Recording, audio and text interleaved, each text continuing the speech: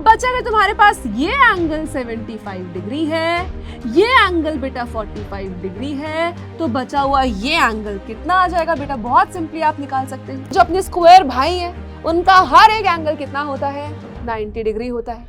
अब अगर हर एक एंगल 90 डिग्री होता है और ये अगर AC डायगोनल है, तो डायगोनल क्या करती है एंगल को? तो ये परपेंडिकुलर क्या करते हैं? कॉर्ड्स को बाइसेक्ट करते हैं। लेट्स से कि मैंने इस परपेंडिकुलर को M नाम दे दिया, इसको N दे दिया। तो भाई कॉर्ड का काम क्या है? अगर हम सेंटर से परपेंडिकुलर ड्रॉ करते हैं कॉर्ड पे, तो कॉर्ड एक आइसोसेलेस ट्रायंगल है सच दैट AB AC के बराबर है। और जो एंगल बाइसेक्टर है बेटा, एंगल बाइसेक्टर का मतलब क्या होता है? हेलो हेलो हेलो एवरीवन, क्या हाल चाल सभी के? A very very good evening आप सभी को and welcome you all to this amazing amazing platform of ICSE वाला एंड आप सभी के क्लास 9 के मिशन सीरीज के अंदर, जहां पर आज इस लेक्चर के अंदर बेटा हम लोग करने वाले हैं आपके ओवरऑल चैप्टर्स के 30 मोस्ट इंपॉर्टेंट क्वेश्चंस। क्योंकि आपको पता है कि कुछ चैप्टर्स आपकी बुक में ज्यादा इंपॉर्टेंट है ना, और उन सारी इंपॉर्टेंट चीजों को यहाँ पर एक ही साथ इकट्ठा करके और सारे चैप्टर्स में से जो इंपॉर्टेंट क्वेश्चंस बन सकते हैं उनको यहाँ पर आज हम लोग करने वाले हैं इस क्लास के अंदर। So let's start with it. आओ शुरू करते हैं यहाँ पर 30 मोस्ट इंपॉर्टेंट क्वेश्चंस के साथ। अब इस 30 मोस्ट इंपॉर्टेंट क्वेश्चंस के साथ साथ आपको एक ना फॉर्मूलाज भी मिलते जाएंगे, किस टाइप के क्वेश्चंस कहां से बन सकते हैं उसका आइडिया भी मिलता जाएगा। तो इन सारी चीजों को हम इस लेक्चर के अंदर सीखेंगे। शुरू करते हैं, आ जाओ बेटा पहले क्वेश्चंस के साथ। 2-3 MCQs करेंगे, है ना, थोड़ा बेस बनाएंगे, थोड़ा इजी अपना जो हमने सब कुछ पढ़ा है शुरू से उसको एक बार रिवाइज करेंगे और फिर हम लोग आगे चलेंगे। So which of the following is a rational number? अब रैशनल नंबर क्या होते हैं बेटा? जो PYQ फॉर्म में लिखे जा सकते हैं, है ना, जिनकी डेसिमल एक्सपेंशन या तो टर्मिनेटिंग होती है या नॉन टर्मिनेटिंग रिकरिंग होती है। बेसिक कंसेप्ट भी साथ में सीखते जाएंगे। अब अगर हम पहले ऑप्शन पे जाए तो 3 + √3 3 - √3 देखने में तो रैशनल लग रहा है, पर अगर हम इसमें आइडेंटिटी यूज करें बेटा, दैट इज A + B और A - B की, तो ये आपकी आइडेंटिटी बनाता है A² - B², जहां पे ये 3 आपका A होगा और √3 आपका B होगा। तो 3 का स्क्वायर माइनस √3 का स्क्वायर, दैट इज 9 - 3, और ये आपको 6 देगा और ये एक रैशनल नंबर है। तो पहला वाला तो रैशनल आ गया। अब बेटा 23 - 6 आपका √17, √36 तो चलो 6 होता है, लेकिन √17 को हम और कुछ नहीं लिख सकते, तो ये इरैशनल होगा। रही बात तीसरे की बेटा, √64 को हम 8 लिख सकते हैं, लेकिन √8 को भी अगर हम बाहर निकालना चाहें तो मोस्ट टू मोस्ट इसको हम 2√2 लिख सकते हैं। दैट मीन्स ये 8 - 4√2 बनेगा और ये अभी भी इरैशनल है। लास्ट वाले की बात करें तो 4√6 - 2√6 बेटा आपके पास 2√6 बचेगा, और 2√6 भी एक इरैशनल नंबर है। तो इन चारों में से एक लौता नंबर जो कि रैशनल है वो ऑप्शन नंबर A है, दैट इज फर्स्ट। सेकंड पे चलते हैं। What will be the amount on ₹10,000 invested for 1 year at the rate of 8% per annum compounded annually? Simple question है, आपको प्रिंसिपल गिवन है बेटा कितना? ₹10,000। आपको टाइम पता है कितने टाइम के लिए इन्वेस्टेड है? 1 ईयर, और आपको रेट ऑफ इंटरेस्ट पता है कितना है? 8%। So amount is equal to principal 1 plus amount is equal to principal 1 + R/100 की पावर हो जाएगी बेटा n। तो प्रिंसिपल कितना है आपके पास? 10,000, 1 प्लस रेट अपॉन 100 की पावर n, दैट इज 1। सो बेटा 10,000 है ना, अगर इसको सॉल्व भी करोगे तो ये कितना आएगा? 4/25 है ना, तो ये कितना आ जाएगा? 2 4 and 252/25। सो 1 + 2/25 की पावर 1। अब बेटा यहाँ पे अंदर LCM लेंगे तो आपके पास कितना आएगा? 10,000 है ना, नीचे आ गया 25, और 25 + 2 = 27 की पावर 1। बेटा 25 1 जा, अब 25 4 जा 100 होता है, 400 यहाँ पे आ गया। 7 4 जा 28, 2 4 2 जा 8 9, सो 9800 आपके पास यहाँ पर आ गया, दैट इज अमाउंट। ठीक है, 9800 यहाँ पे आ गया आपके पास, that is amount.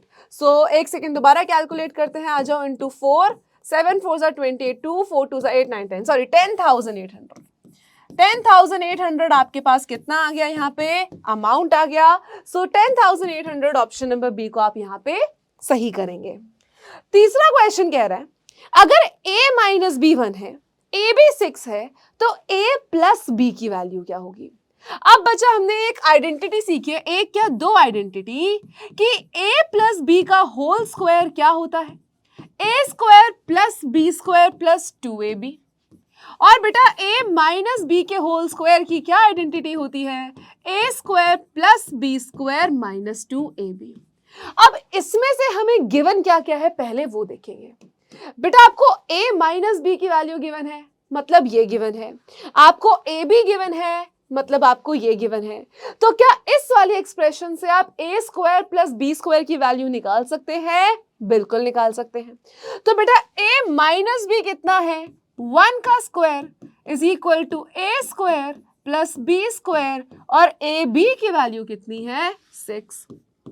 So 1 is equal to a square plus B square minus 12, और ये यहाँ आएगा तो बेटा 12 प्लस 1 13, तो a square plus B square 13 आ गया। अब ये जो a square plus B square की भाई वैल्यू आई है, अब इससे करें क्या। अब ये जो a square plus B square की वैल्यू आई है, इसको आप क्या करेंगे, इस एक्सप्रेशन में यहां पर सब्सटीट्यूट करेंगे। क्यों, क्योंकि a b की वैल्यू तो हमें ऑलरेडी पता है। तो हम क्या करेंगे बेटा, a प्लस बी का whole square is equal to 13 plus 2 into A B, जो वैल्यू आपको 6 दे रहा है। सो a प्लस बी का whole square is equal to 13 plus का 12 बेटा। So a plus B is equal to under root of 25, और a प्लस बी की वैल्यू को आप यहां से क्या लिखेंगे, 5। तो a प्लस बी की वैल्यू बच्चों यहां से कितनी आ गई, 5 आ गई। आगे चलते हैं, अगला क्वेश्चन देखते हैं, आ जाओ। अब इस क्वेश्चन को ध्यान से देखना, ठीक है। ये आइसोसेलेस ट्रायंगल बेसिकली मेंसुरेशन में हेरॉन्स फॉर्मूला का पार्ट है, तो इसको थोड़ा ध्यान से समझेंगे, अच्छे से करेंगे। क्वेश्चन देखते हैं। The perimeter of N isosceles triangle is 42, ठीक है भाई, and it's base is 1.5 times each of its equal side. Question को ध्यान से समझो। एक आइसोसेलेस ट्रायंगल है बच्चा, एक आइसोसेलेस ट्रायंगल है, कोई दिक्कत की बात नहीं है। अब इस आइसोसेलेस ट्रायंगल में आपको क्या बोला गया है कि ऑब्वियसली अगर ये आइसोसेलेस है बेटा, तो इसकी दो साइड्स आपस में बराबर होंगी। अब इसके अलावा आपको क्या बोला है कि जो बेस है वो इन साइड्स का 1.5 टाइम्स। बेटा 1.5 टाइम का मतलब क्या है, 3/2 टाइम्स। तो मान लो अगर मैं इस साइड को a लेती हूं और इस साइड को भी a लेती हूं, तो ये बेस वाली साइड क्या होगी, 3/2 times of side, that is 1.5 times of the equal sides. क्योंकि आइसोसेलेस है तो दो साइड्स इक्वल हैं। अब ये जो दो साइड्स इक्वल है, इसका भी 1.5 टाइम्स आपका बेस होगा। अब अपने को पता है पेरीमीटर क्या होता है बेटा, सम ऑफ ऑल साइड्स। पेरीमीटर क्या होता है, सम ऑफ ऑल साइड्स। तो अगर आप पेरीमीटर निकालेंगे sum of all sides, that is 42 is equal to a plus 3a/2। अब बेटा यहां पे हर जगह हम क्या करेंगे, एलसीएम लेंगे। यहां पे हर जगह हम क्या करेंगे, एलसीएम लेंगे। 2, 1 और 1 का एलसीएम कितना हो जाएगा, 2। तो यहां कितना आएगा, 2a प्लस का 2a प्लस का 3a। अब ये 2 यहां जाएगा बेटा, तो 84 इज इक्वल टू 4, 5, 6, 7, 7a, और a की वैल्यू कितनी आ गई, 12, बिकॉज 12 7 84। तो मतलब हर एक साइड कितनी आ गई, 12 सेंटीमीटर। तो मतलब a की वैल्यू कितनी है, 12 सेंटीमीटर। इस वाले a की भी कितनी हुई, 12, और ये क्या होगा बेटा, 3/2 ऑफ 12, दैट इज 6 3s, और तीसरी साइड दैट इज बेस आपके पास आ गया 18 सेंटीमीटर, और यहां से बेस कितना आ गया बच्चा अपने पास, 18 सेंटीमीटर।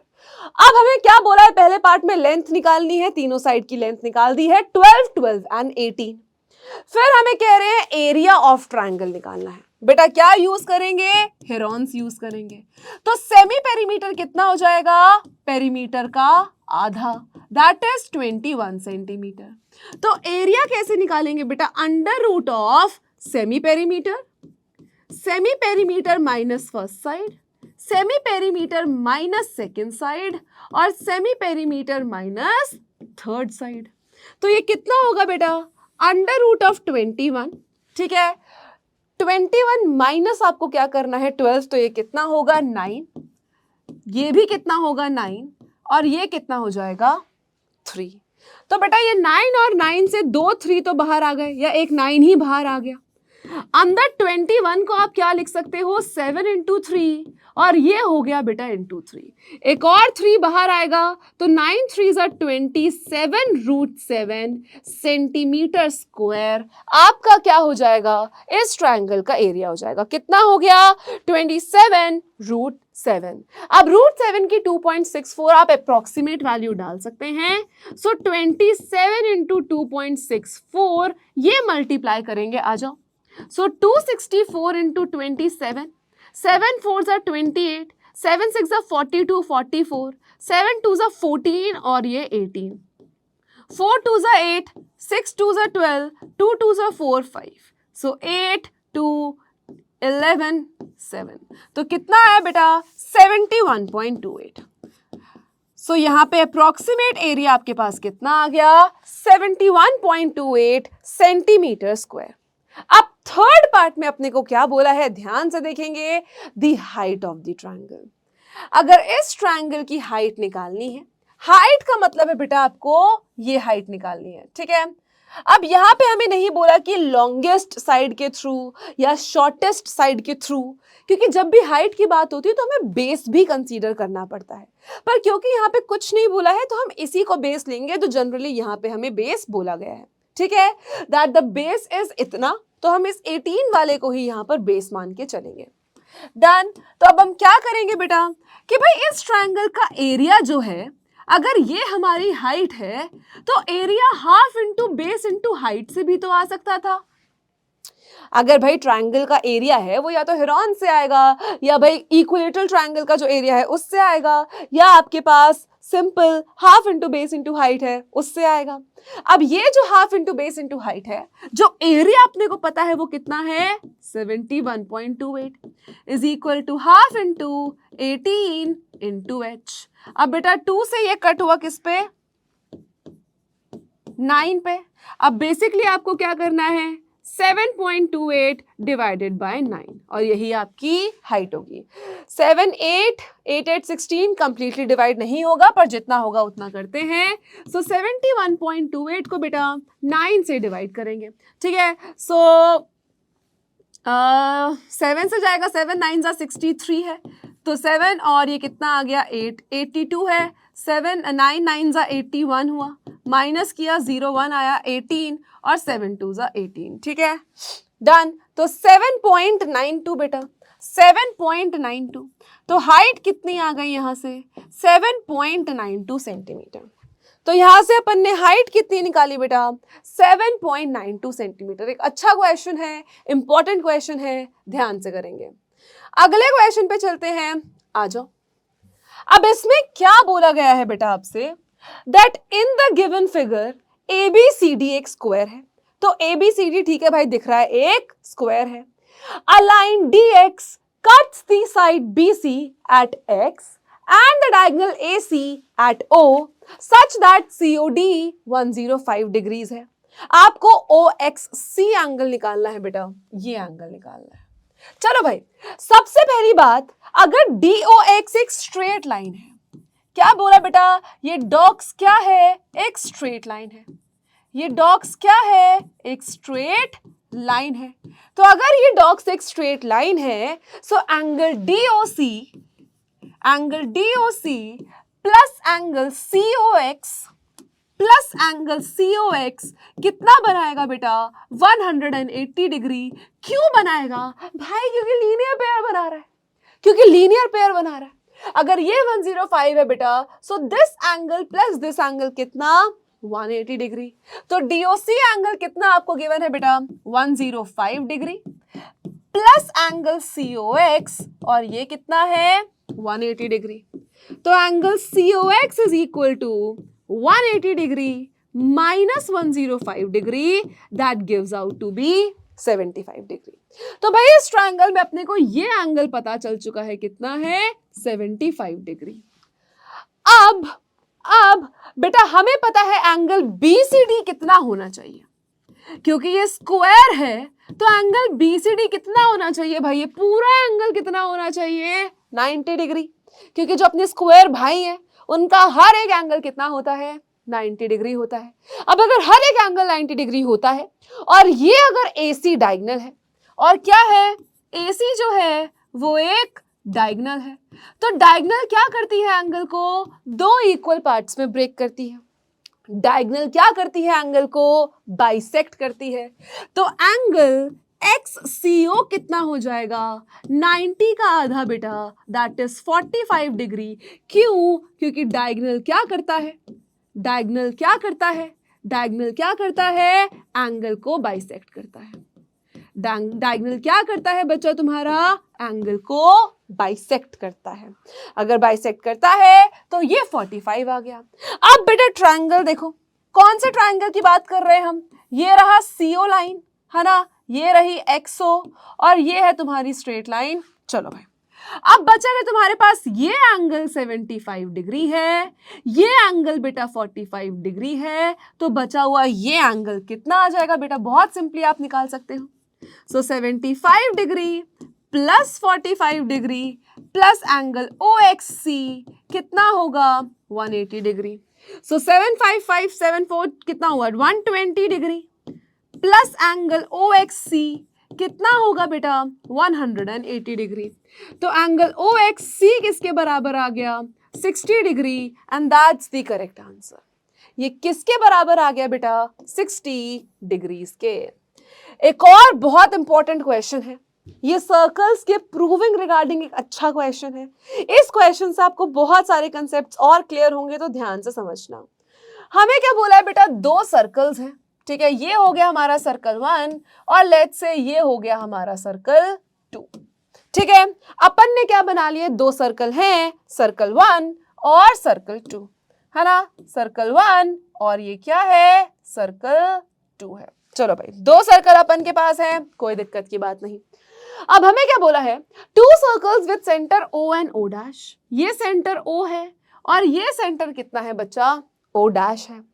आपको बोला है intersects at 2 point A and B।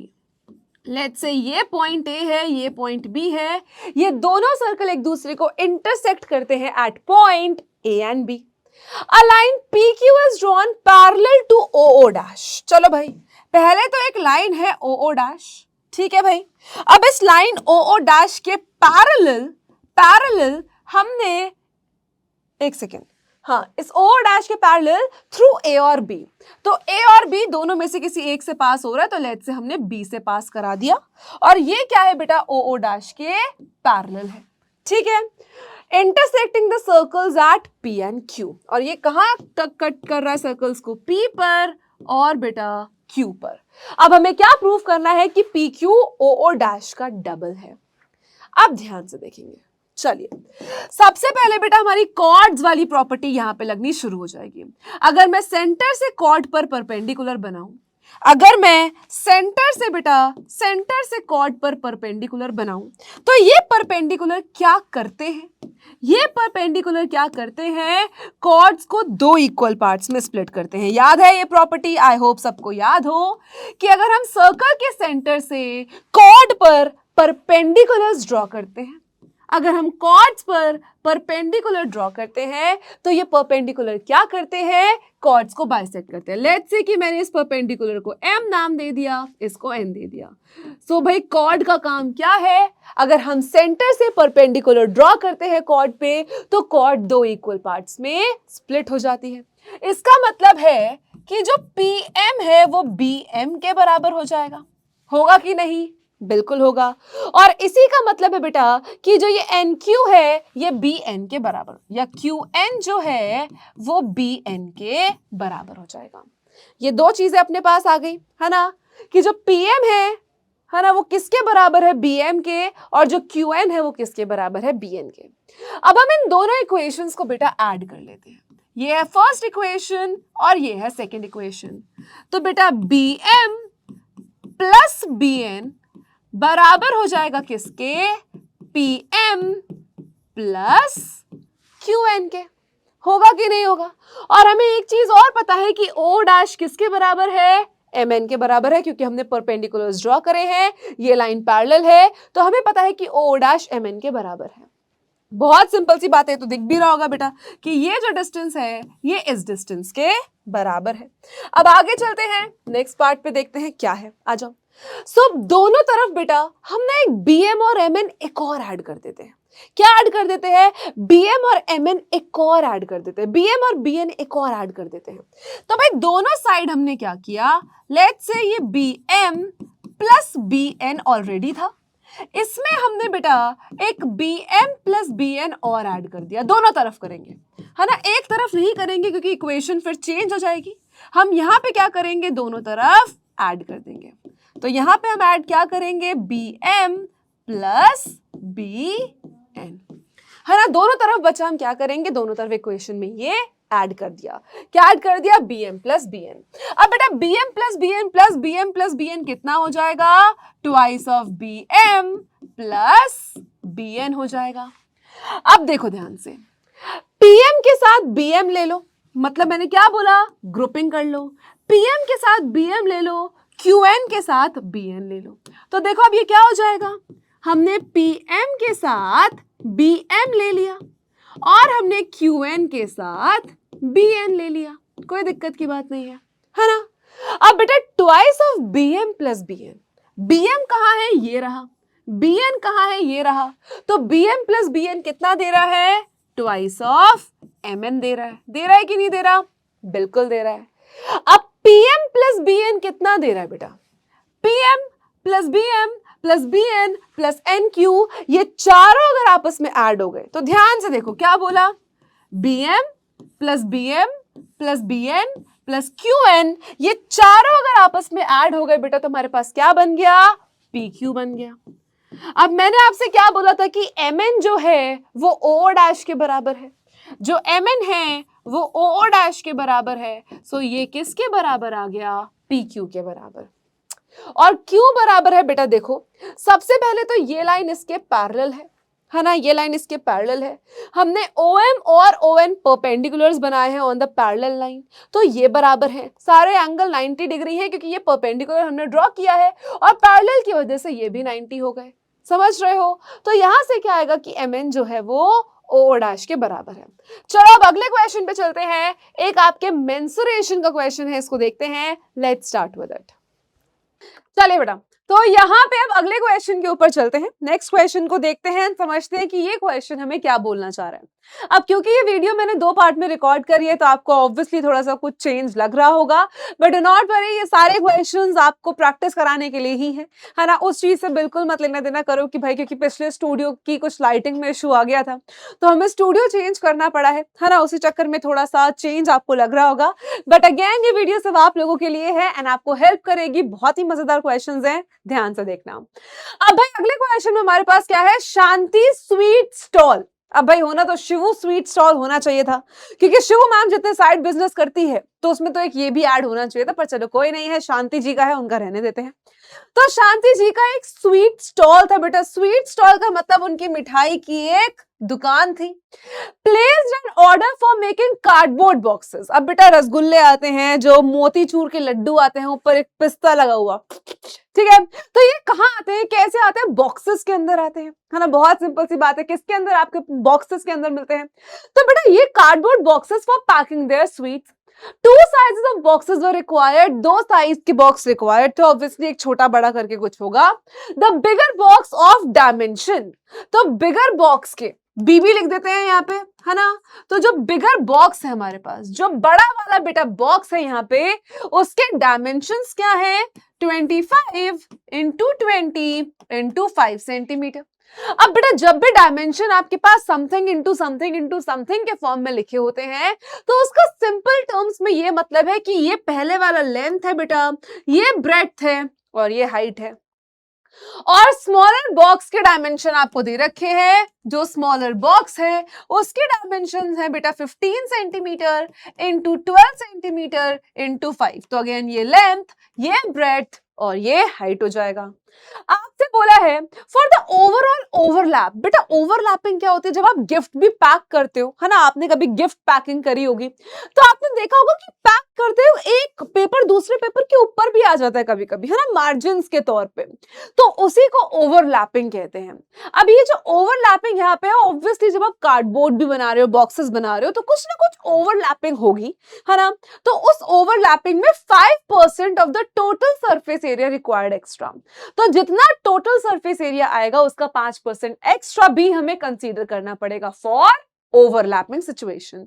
If the cost of the cardboard is ₹4 for 1000 centimeter square, find the cost of cardboard required for supplying 250 boxes of each kind. चलो बेटा, तो सबसे पहले अगर हम बिग बॉक्स की बात करते हैं, किसकी? अगर हम बिग बॉक्स की बात करते हैं तो बिग बॉक्स के बड़ा डायमेंशन है 25, 20 एंड 5. So 25 into 20 into 5. एक बार देख लेते हैं क्या यूनिट सारी सेम है, सेंटीमीटर सेंटीमीटर सेंटीमीटर, बढ़िया। तो बेटा आप देखो, जब हम कार्डबोर्ड के बॉक्सेस बनाते हैं तो वो क्या कवर करता है? आउटर, अंदर तक तो कार्डबोर्ड नहीं भरा होता, तो हमें क्या निकालना है? Total surface area of cardboard. तो बेटा ये लेंथ है, ये ब्रेड्थ है, ये हाइट है, तो total surface area of cuboid क्या होता है? Twice of L B plus B H plus का एच एल, है ना।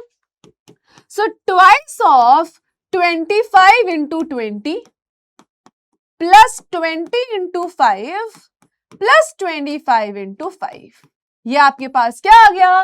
Twice of L B plus B H plus H L, sorry यहाँ प्लस आएगा, चलिए। सो बेटा 25 2 जा 50 और ये आ गया 500, 20 into 5 is 100 and 25 into 5 is 125. So 725, बेटा ये आ गया 1450 सेंटीमीटर स्क्वायर। तो अब जो बड़ा कार्डबोर्ड है उसके एक की डायमेंशन कितनी आ गई? 1450। अब लेकिन बेटा इसका 5% हमें एक्स्ट्रा चाहिए फॉर ओवरलैपिंग। अगर हमें मटेरियल की ओवरलैपिंग करानी है, उसको एक के ऊपर एक चढ़ाना है, कुछ भी बनाना है, तो उसके लिए सबसे पहले हमें क्या चाहिए बेटा? हमें मटेरियल का 5% एक्स्ट्रा चाहिए। That means 5% extra off 1450। बेटा 5 अपॉन 100 into 1450, 0 से 0, 5152, 2 sevens are 14, 2 twos are and 2.5, तो 72.5 सेंटीमीटर स्क्वायर हमें एक्स्ट्रा चाहिए। तो बेटा एक बड़ा डिब्बा एक बड़ा बॉक्स बनाने के लिए हमको टोटल सरफेस एरिया कितना चाहिए? 1450 तो चाहिए ही चाहिए, और ये वाला बेटा जो 72.5 है ये भी अपने को चाहिए। सो 0.2 75 12 1 415 एंड 1522.5। तो बेटा एक कंप्लीट बॉक्स बनाने के लिए, एक कंप्लीट बड़ा वाला बॉक्स बनाने के लिए, हमें कितना चाहिए? 1522.5।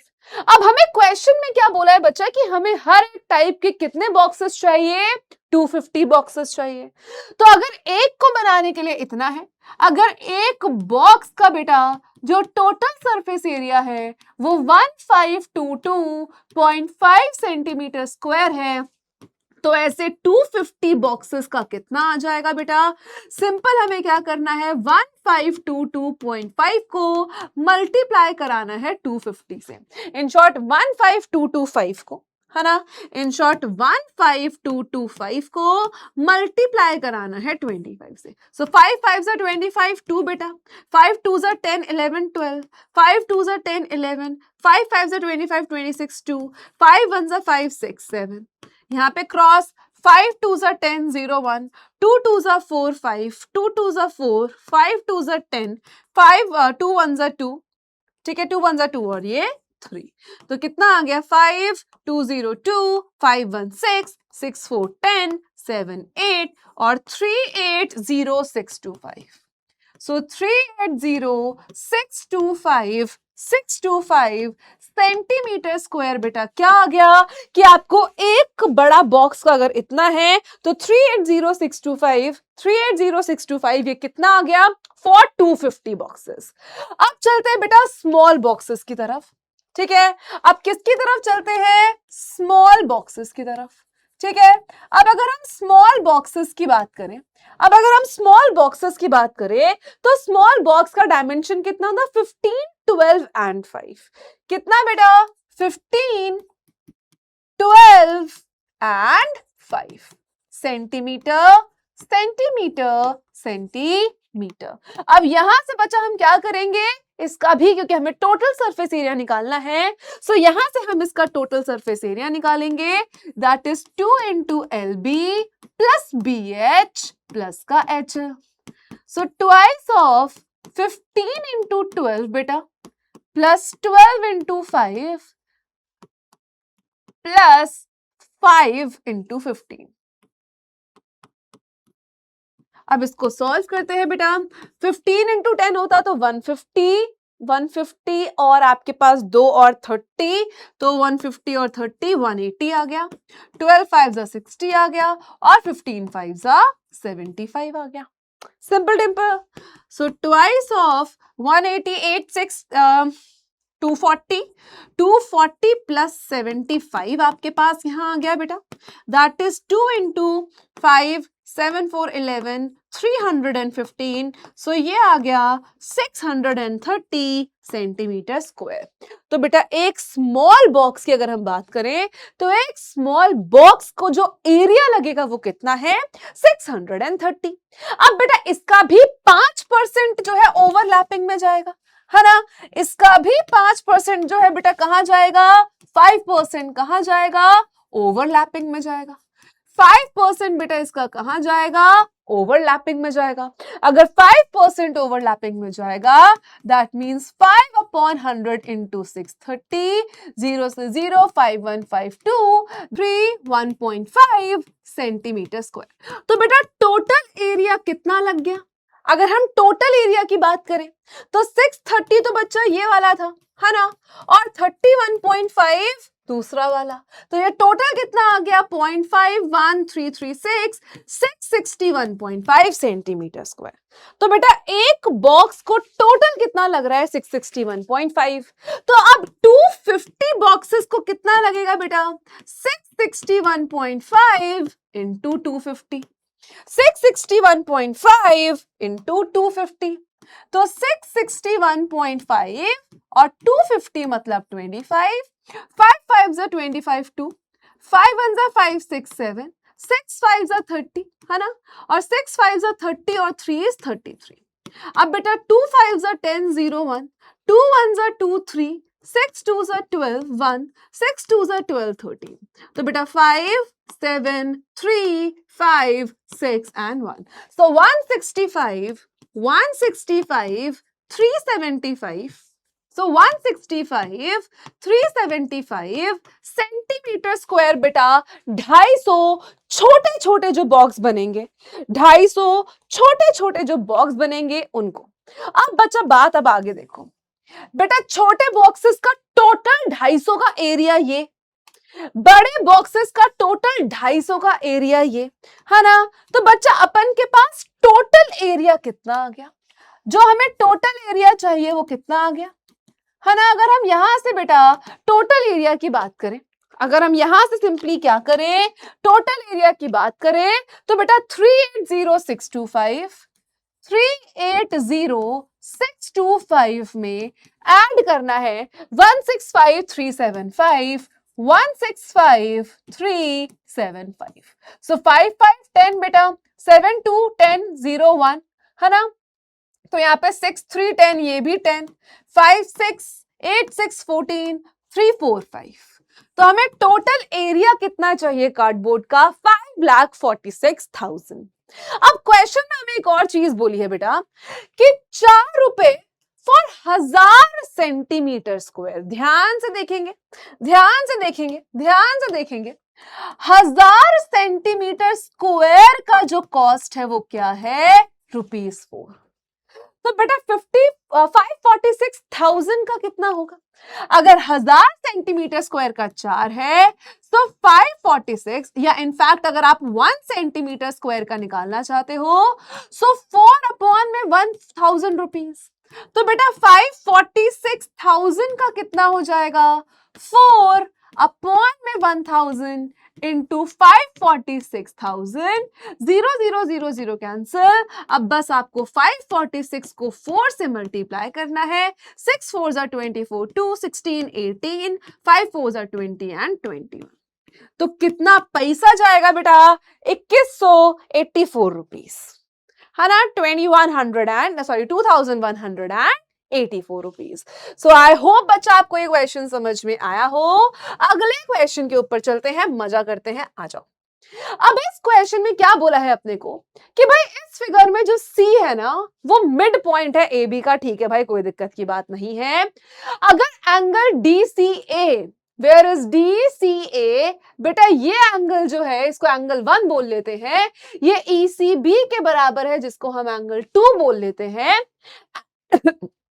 एंड डीबीसी अगर ईएसी के बराबर है, डीबीसी मतलब बेटा इसको एंगल 3 बोल लेते हैं और इसको एंगल 4 बोल लेते हैं। हमें क्या प्रूव करना है?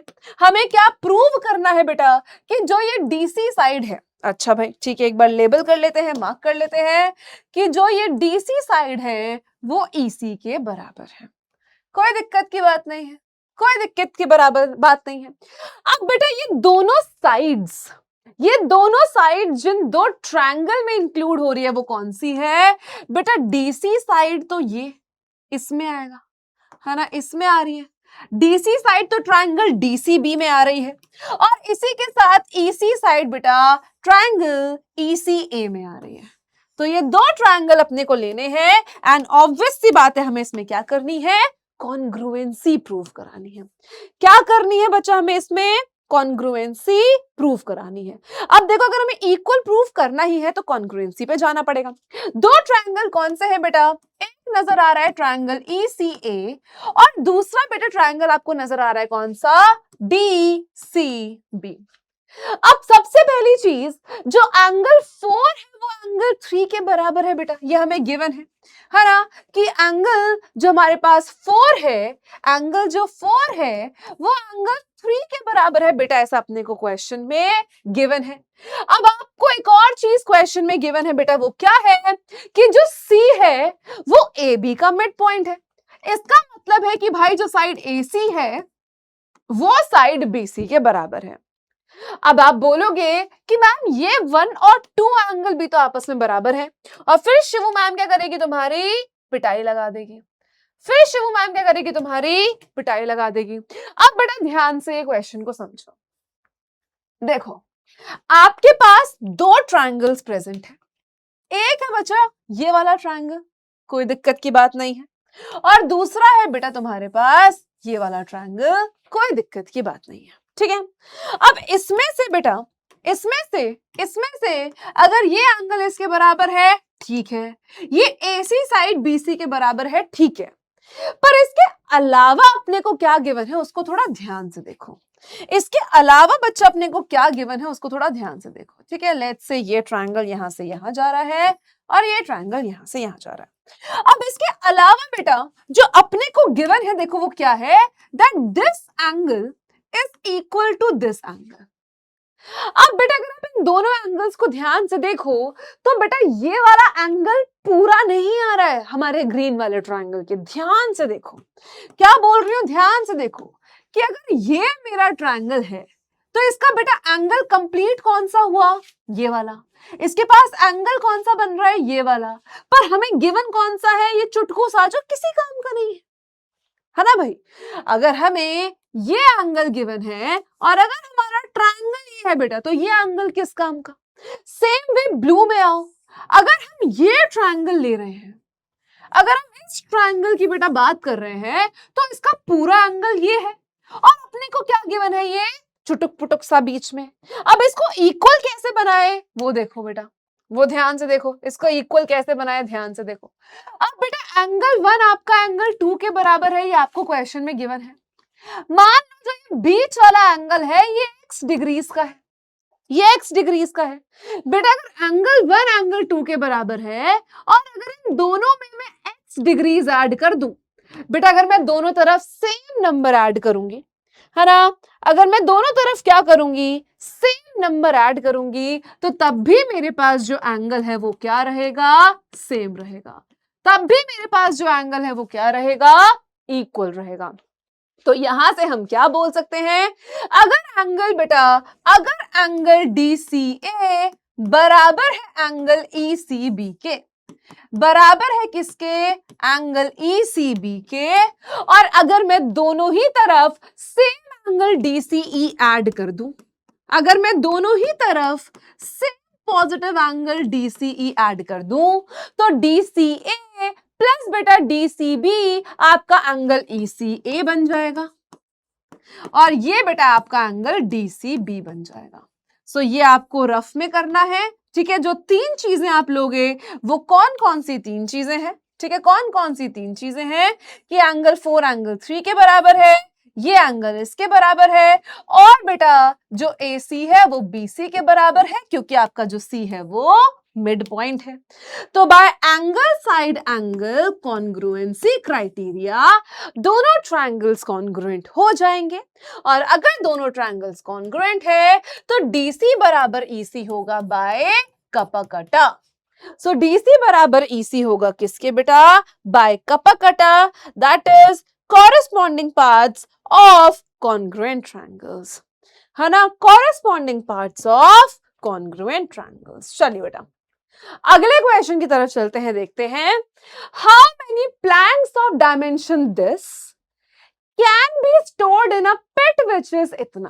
पिट मतलब क्या बेटा, कोई एक बड़ा बोर्ड है, इस बड़े बोर्ड के अंदर, इस बड़े बोर्ड के अंदर बेटा तुम्हें ऐसे छोटे छोटे बोर्ड्स डालने हैं और तुम्हें यह बताना है कि ऐसे कितने बोर्ड्स आ सकते हैं। बहुत सिंपल है, कैसे निकाल सकते हैं बेटा, वॉल्यूम ऑफ पिट को डिवाइड करेंगे वॉल्यूम ऑफ प्लैंक से। बस बेटा अगर देखो, मानो सिंपल सी बात है, मेरे पास 1 लीटर की पानी की बोतल है, 1 लीटर की पानी की बोतल है।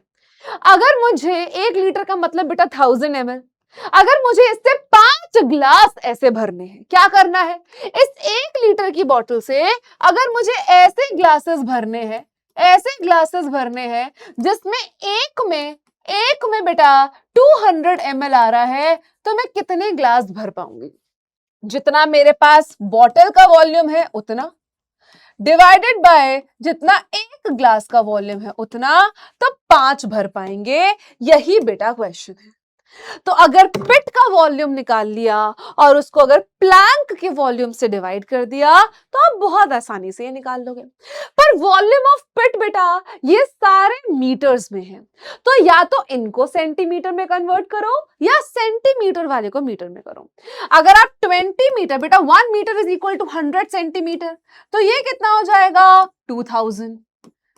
6 मीटर कितना हो जाएगा 600, और 80 सेंटीमीटर तो ये 80 ही है, इसको चेंज नहीं करेंगे। बेटा 2 मीटर में है, 1 सेंटीमीटर में है, यूनिट बहुत ध्यान से देखेंगे वरना गड़बड़ हो जाएगा। चलो बेटा वॉल्यूम ऑफ प्लैंक कितना है, 5 इंटू 25 इंटू 10।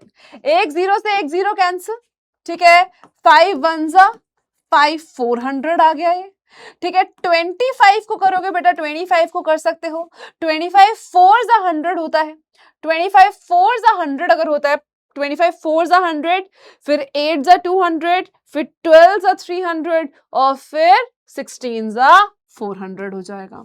तो अब आपके पास क्या बचा बेटा, 16 इंटू 600 इंटू 8, ठीक है, 8 6 जा 48, सो 16 इंटू 4800। सो 48 को 16 से मल्टीप्लाई करेंगे, 8 6 जा 48, 6 4 जा 24 और 4 28, ये 48, 8 बेटा 8 8 यहाँ पे आपके पास 16 आ गया, 4 5 6 7, सो 768 0 0 प्लैंक्स बेटा ऐसे एक पिट में आ सकते हैं जिसका वॉल्यूम गिवन है। ठीक है बच्चा, तो ये आपके पास क्या हो गया, नंबर ऑफ प्लैंक्स। इसी को क्या बोला जाता है? नंबर ऑफ प्लैंक्स बोला जाता है। आगे चलते हैं, आ जाओ बेटा। Find the point on the Y axis. अब बेटा सबसे पहले तो याद करो कि एक्स एक्सिस और ये वाई एक्सिस, और अपनी वाई एक्सिस पे अगर कोई भी पॉइंट आता है तो वो किस फॉर्म का होता है? 0,y फॉर्म का होता है। तो इस वाई एक्सिस पे आने वाला ऐसा पॉइंट जो इन दोनों से इक्विडिस्टेंट है। इक्विडिस्टेंस का मतलब है डिस्टेंस बराबर है। तो बेटा ये ए पॉइंट है, ये बी पॉइंट है। ए पॉइंट के कोऑर्डिनेट्स है -3,2, बी पॉइंट के कोऑर्डिनेट्स है 5,-2। तो मैं लेट्स से पॉइंट पी चाहिए जो कि, क्योंकि बेटा ये वाई एक्सिस पे आता है, क्योंकि ये पॉइंट वाई एक्सिस पे आता है तो इसके कोऑर्डिनेट्स होंगे 0,y। और ये क्या होना चाहिए? ये ए और बी दोनों से इक्विडिस्टेंट होना चाहिए। बेटा इक्विडिस्टेंट का मतलब क्या है? दैट जो पी ए का डिस्टेंस है वो पी बी के डिस्टेंस के बराबर होना चाहिए। That is under root of x2 minus x1 का square plus y2 minus y1 का स्क्वायर, y2 माइनस y1 का स्क्वायर बराबर होना चाहिए under root of x2 minus x1 का square plus y2 minus y1 के स्क्वायर के। है ना भाई? सिंपल डिंपल है, यही बात है, एकदम सही है, एकदम चटक है, कोई दिक्कत की बात नहीं है यहाँ पे। है ना? इतनी बात सबको क्लियर होनी चाहिए, कोई दिक्कत कोई परेशानी नहीं होनी चाहिए। अब बेटा अंडर रूट से under root cancel, under root से क्या हो जाएगा? Under root cancel. अब बेटा अगर इस केस में ये x1 y1 है तो इसको x2 y2 ले लो, और इस केस में भी इसको x1 y1 ले रहे हो तो उसी को x2 y2 ले लो। तो बेटा x2 कितना है? What is x2? 0 माइनस 5 का square plus y minus y1 का स्क्वायर, दैट इज 2 का स्क्वायर। अच्छा हमने अंडर रूट वैसे कैंसिल कर दिया तो 0 माइनस 5 का स्क्वायर प्लस y माइनस के 2 का स्क्वायर, y2 माइनस y1 का स्क्वायर, पर माइनस एक और है तो माइनस 2 बार लगाएंगे। सिमिलरली x2 माइनस x1 का स्क्वायर 0 माइनस ऑफ -3 का square plus y2 that is y minus के 2 का स्क्वायर। डन है? चलिए बेटा 0 माइनस 5 का स्क्वायर इज 25, और ये कितना आया बेटा? y प्लस 2 का whole square, minus minus plus 3 का square is 9 plus y minus 2 का होल स्क्वायर। अब दोनों तरफ बेटा ओपन करो, 25 प्लस a का स्क्वायर प्लस b का square plus 2ab is equal to 9 plus a का स्क्वायर प्लस b का स्क्वायर माइनस 2ab। अब बेटा y स्क्वायर से y स्क्वायर कैंसिल, ठीक है, 4 से 4 कैंसिल, 25 को इधर ले आओ, सॉरी 9 को इधर ले आओ, ठीक है, या उधर ले जाओ, व्हाटएवर, 4y इधर आएगा 4y तो 8y हो गया, 8y is equal to 9 minus 25 आ गया, 8y is equal to minus 16 आ गया बेटा, और y की वैल्यू कितनी आ गई? -2। तो उस पॉइंट P के जो कोऑर्डिनेट्स है वो कितने आ गए? 0, -2। कितने आ गए बेटा? 0, -2। कितने आ गए? 0, -2। अगले क्वेश्चन पे चलते हैं बेटा। इसमें बोला है सॉल्व करो इसको ग्राफिकली। अब ग्राफिकली बेटा इनको कैसे सॉल्व करते हैं आ जाओ मैं बताती हूँ। देखो बेटा यहां पे है आपके पास 2x plus 3y is equal to 2, और दूसरी इक्वेशन है x minus 2y is equal to 8। अब दोनों के लिए ना बेटा आपको सिर्फ दो कोऑर्डिनेट्स निकालने हैं। कैसे निकालेंगे बेटा? सबसे पहले सिर्फ एक वेरिएबल को लेफ्ट हैंड साइड रखो, बाकी सबको भेज दो आपके राइट हैंड साइड पे। जैसे कि 2x is equal to 2 minus 3y हो जाएगा बेटा, और x की वैल्यू कितनी हो गई? 2 माइनस 3y डिवाइडेड बाय 2। अब आपको बेटा क्या करना है? y की वैल्यू कुछ अज्यूम करनी है और x की वैल्यू निकल जाएगी। अगर आप यहाँ पे y की जगह पे बेटा y की जगह पे 0 रखते हो, अगर आपने y की जगह पे 0 रखा तो 2 माइनस 3 इंटू 0, 3 इंटू 0 बोले तो 0 और 2/2 कितना आ जाएगा? 1 आ जाएगा। अगर आपने यहाँ पे y की जगह पे 2 रखा तो बेटा 2 माइनस 3 2 जा कितना? What is 3 into 2? 6. 2 minus 6 कितना? -4 and -4/2 कितना? -2। तो ये हमने क्या करे? दो कोऑर्डिनेट्स निकाल लिए। सेम वे बेटा इसके भी निकालेंगे। x is equal to 8 minus 2y। चलो भाई, अब अगर मैं y की जगह पे बेटा लेट से 2 पुट करूं तो 2 2 जा 4 और 8 माइनस 4 कितना? 4। अब अगर मैं y की जगह पे 3 पुट करूं सो 3 2 जा 6 8 माइनस 6 दैट इज 2। तो हमने दोनों इक्वेशन से बेटा क्या करे? दो दो ग्राफिकल पॉइंट्स निकाल लिए। अब हम अपनी एक्स एक्सिस को प्लॉट करेंगे, ठीक है, सिंपल स्ट्रेट, और वाई एक्सिस को प्लॉट करेंगे सिंपल स्ट्रेट। बेटा लेट से ये 0 है, ये 1 आया, ये 2 आया बेटा, ये 3 आया, ये 4 आया और ये 5 आया। लेट से बच्चा ये -1 है, ये -2 आया, -3 आया, -4 आया, similarly 1 2 3 4 and 5 y-axis -1 -1 -2 -3 -4 and -5। तो ये हमारे पास क्या है? कुछ हमारे पास ये सॉल्यूशंस आ गए। अब हमारे जो दोनों हमने लाइंस के कोऑर्डिनेट्स निकाले हैं उनको प्लॉट करेंगे। एक है 1,0, बेटा 1,0 कहाँ आएगा? एक्स एक्सिस के ऊपर आएगा। दूसरा है -2,2 -2,2 x negative y positive, x negative y positive कहाँ आएगा बच्चा? समवेयर यहाँ आएगा।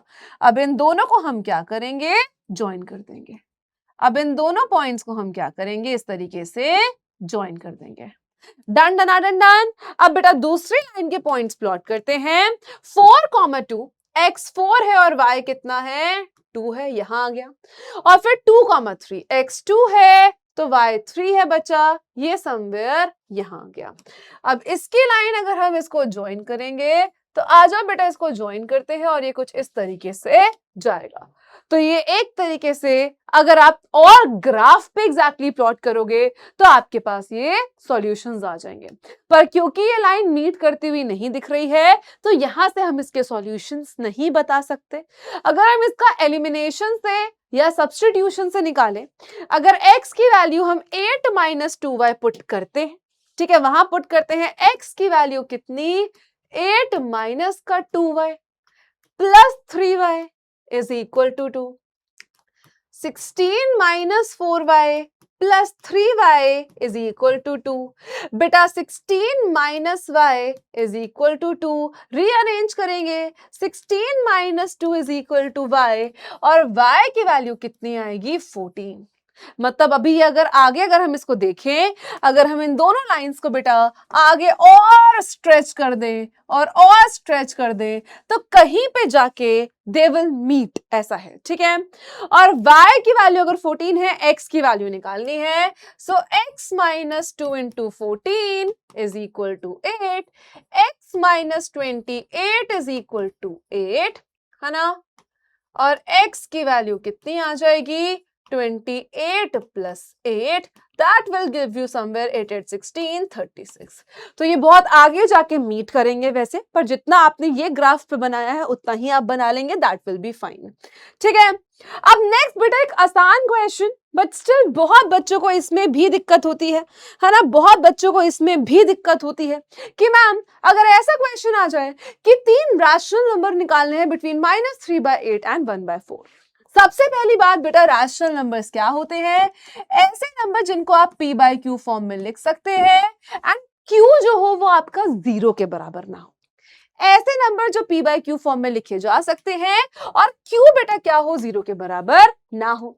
अब बेटा आपको किसके बीच में चाहिए? -3/8 एंड 1/4। तो सबसे पहला काम आपको क्या करना है? दोनों को एलसीएम लेके दोनों के डिनोमिनेटर्स को सेम करना है। 8 और 4 का एलसीएम कितना? 8। तो ये कितना रहेगा बेटा? -3/8 और ये कितना बन जाएगा? ऊपर नीचे 2 से मल्टीप्लाई तो 2/8। अब -3/8 और 2/8 के बीच में बेटा -2/8 -1/8 1/8, ये तीनों नंबर्स आपके आ जाएंगे इन बिटवीन दीज। अगर इरेशनल पूछा होता बेटा तो 1/4 तुम्हें पता है कितना है 0.25, तो 0.25 से छोटा कोई भी, लेट्स से 0.10, 110, 1110, ये आपका नॉन टर्मिनेटिंग रिकरिंग इरेशनल आ जाएगा। लेट्स से 0.08, 008, 0008, ये आपका non terminating non recurring irrational number की एक्सपेंशन आ जाएगी। अब आगे चलते हैं, अगला क्वेश्चन देखते हैं बेटा, आ जाओ। सबसे पहले तो इसका फिगर ये नहीं है, इसका फिगर थोड़ा चेंज कर लेते हैं, ठीक है, just give me a second. ये जो लाइन है दिस इज समवॉट पैरेलल,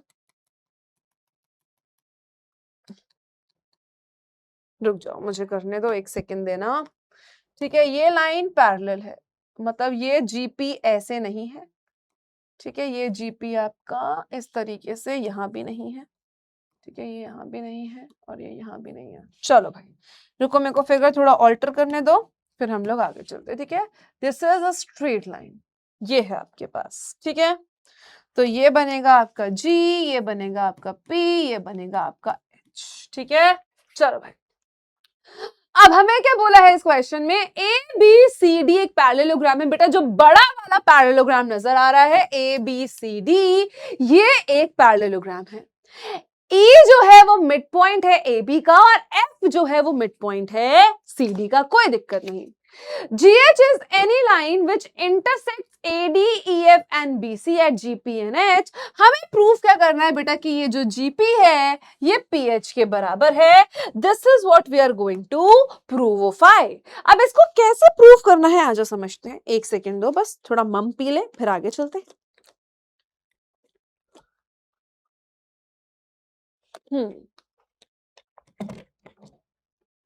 चलिए ठीक है, डन है।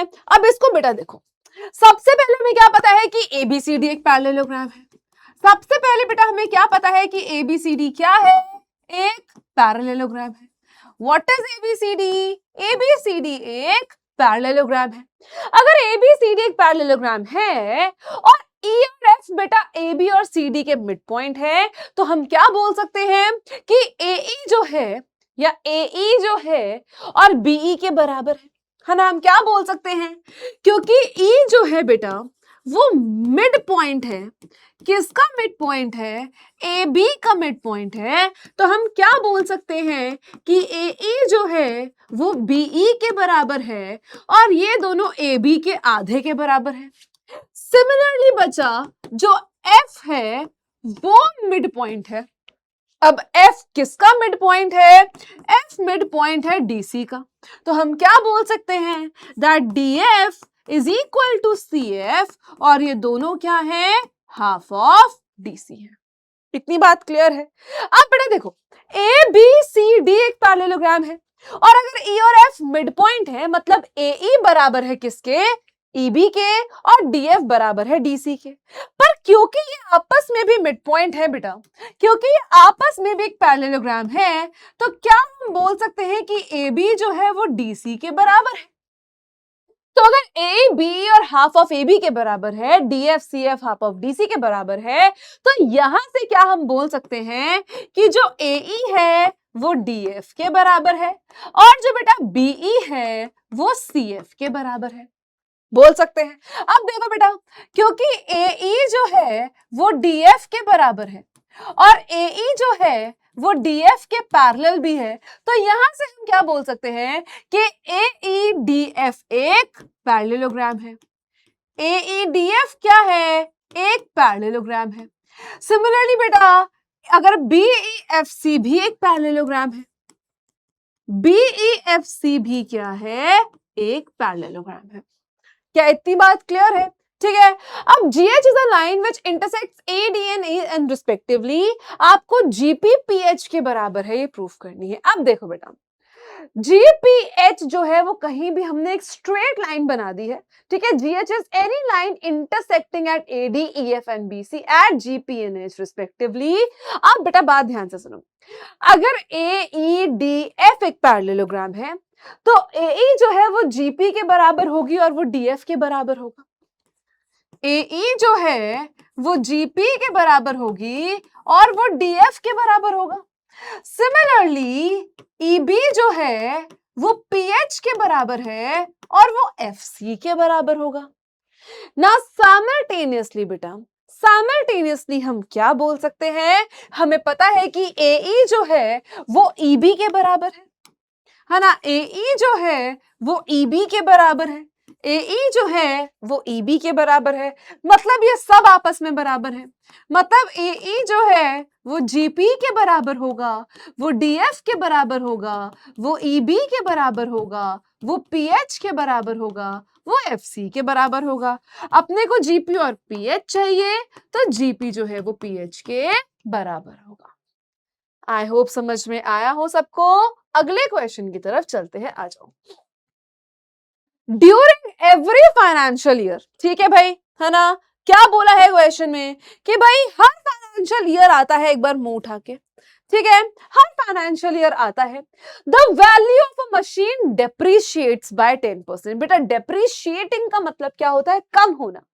जैसे कुछ कुछ एसेट्स है लाइक गोल्ड, प्रॉपर्टी, इनका प्राइस टाइम के साथ बढ़ता रहता है, लेकिन कुछ कुछ आपके पास चीजें हैं, for example mobile phone, washing machine, कोई भी मशीन, गाड़ी, ये सारी चीजें बेटा एक टाइम के बाद अपना प्राइस कम करने लगती हैं, डिप्रिशिएट करने लगती हैं। तो यहाँ क्या बोला है कि एक फाइनेंशियल ईयर में the value of a machine depreciates by 10%। So rate of depreciation कितना है बेटा, 10%। Find the original value. अब अगर हमें ओरिजिनल वैल्यू नहीं पता, अगर हम प्रिंसिपल नहीं पता, तो हम उसको ₹X मान लेते हैं। The machine will depreciate by 2952 during the second year। क्या बोला है कि दूसरे साल तक आते आते जो डेप्रिशिएटिंग अमाउंट है वो कितना हो जाएगा, 2952 without using formula.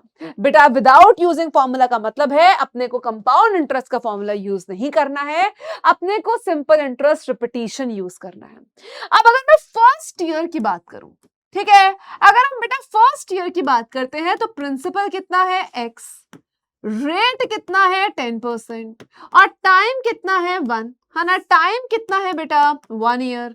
So simple interest depreciation कितना आ जाएगा, P into R into T upon में 100। प्रिंसिपल x है, रेट 10 है, टाइम 1 है और ये कितना आ गया बेटा अपॉन में 100। तो यहां से आपके पास कितना आ गया, सिंपल इंटरेस्ट एक तरीके से जो रिपीटेडली यहां पे गिर रहा है, ठीक है, जो रिपीटेडली यहां पे गिर रहा है वो ये आ गया x अपॉन 10। जो रिपीटेडली गिर रहा है बेटा वो कितना आ गया है, x अपॉन में 10। सिंपल। अब बेटा तो डेप्रिसिएशन के बाद प्रिंसिपल कितना हो जाएगा, x माइनस एक्स अपॉन 10, है ना बेटा, एलसीएम लेंगे, ये कितना आया 10x माइनस एक्स और ये कितना आ गया बेटा 9x अपॉन 10। सो पहले ईयर के बाद जो अमाउंट गिरेगा वो कितना है 9x बाय 10। अब यही अमाउंट, क्योंकि हम सिंपल इंटरेस्ट को रिपीटेडली लगा रहे हैं, तो यही अमाउंट नेक्स्ट ईयर के लिए क्या बन जाएगा बेटा, प्रिंसिपल। तो अगर हम सेकेंड ईयर की बात करें तो प्रिंसिपल कितना हो गया बेटा 9x बाय 10, रेट कितना है 10% और टाइम हम अभी भी कितना ले रहे हैं 1 ईयर ले रहे हैं, क्योंकि हम एक एक साल का निकाल रहे हैं तो आपको पता है रिपीटेडली में टाइम कितना जाता है बेटा 1 ईयर ही जाता है। So principal into rate into time upon में बेटा 100, 0 से 0 कैंसिल, ये कितना आया 9x अपॉन 100। ये कितना आया बेटा 9x अपॉन 100 आया। ये कितना आया बेटा 9x अपॉन में 100 आ गया। आई होप किसी को कोई दिक्कत कोई परेशानी ना हो यहाँ पे। अब बेटा हमें बोला है कि find the original value of the machine which depreciates by 2952 during second year। मतलब ये जो सेकेंड ईयर का डेप्रिसिएशन है, ये जो सेकेंड ईयर का बेटा डेप्रिसिएशन है, ये किसके बराबर है 2952 के बराबर है। बस अब आपको x के लिए सॉल्व करना है। सो 2952 इंटू 100 डिवाइडेड बाय 9। 9, 10, 11, 12, 13, 13 और 5, 18 हो जाएगा। सो 9 3 जा 27, 25 बचा।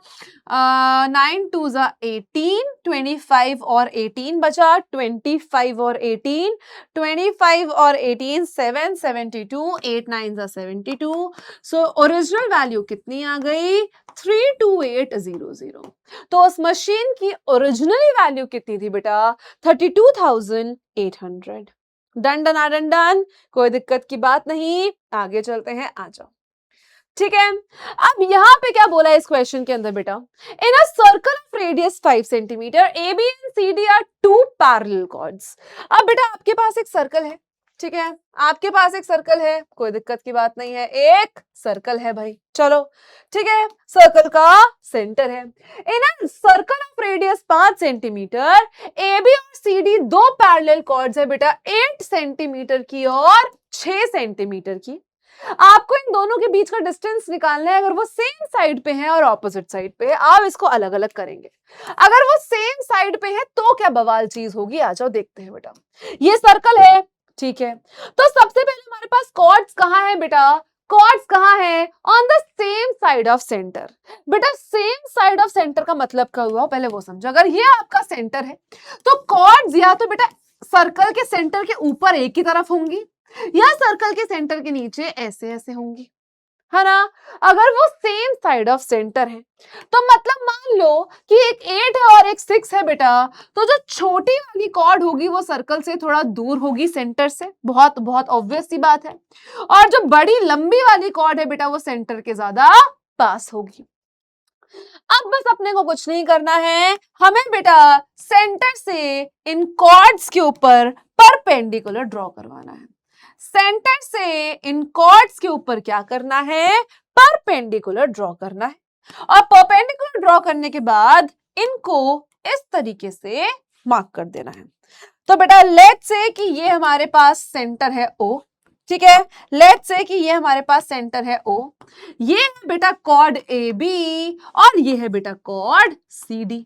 इस वाले पॉइंट को बेटा मान लेते हैं M और इस वाले पॉइंट को मान लेते हैं N। और ये हमारी कंस्ट्रक्शन है कि हमने क्या ड्रॉ करे हैं? परपेंडिकुलर्स ड्रॉ करे हैं। बेटा दो राइट एंगल ट्रायंगल नजर आ रहे हैं, OMA और ONC। In triangle OMA and बेटा ट्रायंगल ONC, आपको इन दोनों कॉर्ड्स के बीच का डिस्टेंस बताना है। बेटा अगर ये कॉर्ड यहां से यहां तक जा रही है और ये कॉर्ड यहां से यहां तक जा रही है तो इनके बीच का डिस्टेंस क्या होगा? ये वाला डिस्टेंस। इनके बीच का डिस्टेंस क्या होगा? ये वाला डिस्टेंस। ये वाला डिस्टेंस बोले तो बेटा ये जो MN है ये ही इनके बीच का डिस्टेंस होगा। ये जो MN है यही क्या होगा? इनके बीच का डिस्टेंस होगा। नाउ इन ट्रायंगल OMA और ONC, बेटा क्या सर्कल की रेडियस गिवन है 5 सेंटीमीटर, तो ऑब्वियसली जो O से लेकर A है बेटा वो भी 5 सेंटीमीटर होगा और जो C से लेकर O है वो भी कितना होगा? 5 सेंटीमीटर। अब बेटा हमने सर्कल्स में एक प्रॉपर्टी पढ़ी थी कॉर्ड्स की कि अगर सेंटर से परपेंडिकुलर ड्रॉप हो रहा है कॉर्ड के ऊपर, कि अगर हमारे पास एक कॉर्ड है और सेंटर से परपेंडिकुलर ड्रॉ कर रहे हैं हम कॉर्ड के ऊपर, तो वो कॉर्ड को बाइसेक्ट करता है। बाइसेक्ट करने का मतलब है दो इक्वल पार्ट्स में बेटा उसको स्प्लिट करता है। तो यहां से हम क्या बोलेंगे, क्योंकि OM जो है परपेंडिकुलर है AB पे, OM जो है वो परपेंडिकुलर है AB के, तो हम क्या बोलेंगे बेटा कि AM है वो BM के बराबर हो जाएगा, that is half of AB। और AB की लेंथ कितनी है बेटा? 8 है, तो AB जो है BM के बराबर है, that is half of 8, that is 4 centimetre. Simple. अब बेटा इन ट्रायंगल OMA AM बेटा 8 है, OA 5 है, तो हम क्या बोल सकते हैं? OA का square is equal to AM का स्क्वायर प्लस बेटा यहां से क्या आ जाएगा बाय पाइथागोरस थ्योरम OM का स्क्वायर। तो बेटा OA इज 5 का स्क्वायर 25, 4 का स्क्वायर 16 प्लस OM का square. So OM square is equal to 9 और OM की वैल्यू कितनी आ गई बेटा? 3 सेंटीमीटर। और OM की वैल्यू तुम्हारे पास कितनी आ गई बच्चा? 3 सेंटीमीटर। सिंपल डिंपल। अब बेटा ONC ट्रायंगल में अगर आप ONC ट्रायंगल की तरफ देखोगे तो ONC ट्रायंगल में भी आप सेम बोलोगे, क्योंकि जो ON है वो परपेंडिकुलर है CD के, दैट मीन्स CN। इसका मतलब क्या है बेटा कि जो CN है वो DN के बराबर है, that is half of CD। और ये किसके बराबर है? CD के आधे के बराबर है। सो CN की वैल्यू कितनी है बेटा? क्योंकि आपका ये 6 है, सो ये कितना हो जाएगा? CN is equal to DN is equal to half of 6, that is 3 centimetre. अब बेटा ट्रायंगल में आपको पता है कि भाई पाइथागोरस थ्योरम लगाएंगे, OC का square is equal to ON का स्क्वायर प्लस CN का स्क्वायर, दैट इज 5 का square is equal to ON का स्क्वायर प्लस CN का स्क्वायर। CN का स्क्वायर बोले तो 3 का square. 25 minus 9 is equal to ON का स्क्वायर, और ON की वैल्यू कितनी आ गई बेटा? 4 सेंटीमीटर। अब भाई सिंपल है, आपको दोनों कॉर्ड्स के बीच का डिस्टेंस निकालना है। तो बेटा दोनों कॉर्ड्स का दोनों कॉर्ड के बीच का डिस्टेंस जब आपके पास दोनों सेम साइड में हो तो बेटा ON माइनस OM कर दो। सिंपल है। ये डिस्टेंस कैसे आएगा बेटा? जब आप ON में से OM माइनस कर दोगे, मतलब जब आप 4 सेंटीमीटर में से 3 सेंटीमीटर माइनस कर दोगे तो दोनों कॉर्ड्स के बीच में डिस्टेंस कितना आ गया? 1 सेंटीमीटर। अब इसी का सेकंड पार्ट या एक तरीके से दूसरा क्वेश्चन ही बोल लो, ठीक है। इसमें क्या बोला था कि भाई जो दोनों कॉर्ड्स हैं वो ऑपोजिट साइड पे हैं। अब बेटा ऑपोजिट साइड का मतलब क्या है कि अगर एक कॉर्ड इस तरफ है तो दूसरी कॉर्ड सेंटर के दूसरी तरफ है। अभी भी कंसेप्ट वही है बेटा कि आप सेंटर से क्या करेंगे? परपेंडिकुलर ड्रॉ करेंगे दोनों कॉर्ड्स पे, और सेंटर से दोनों कॉर्ड्स का ये ज्वाइन कर देंगे। आपको अभी भी सेम चीज करनी है बेटा, ये AB है और ये CD है, ये O है, ठीक है। ये कितनी थी बेटा? 6। सो यहां से यहां तक कितना आएगा? 3, और अभी भी ये कितना होगा? 5 होगा। ये कितना था बेटा? 8। तो यहां से यहां तक कितना? 4 होगा, और ये कितना? 5 होगा। तो ये डिस्टेंस कितना आएगा? 4। ये डिस्टेंस कितना आएगा? 3। और क्योंकि अब जो दोनों कॉर्ड्स हैं वो बेटा ऑपोजिट साइड पे हैं सेंटर के, तो ये दोनों के बीच का डिस्टेंस कितना आएगा? अब 3 + 4 दैट इज 7 सेंटीमीटर। 3 + 4 बचा, दैट इज 7 सेंटीमीटर। चलिए अगले क्वेश्चन पे चलते हैं। लेट्स मूव फॉरवर्ड, आगे बढ़ते हैं, क्वेश्चंस को करते हैं। Let's do the practice. आ जाओ।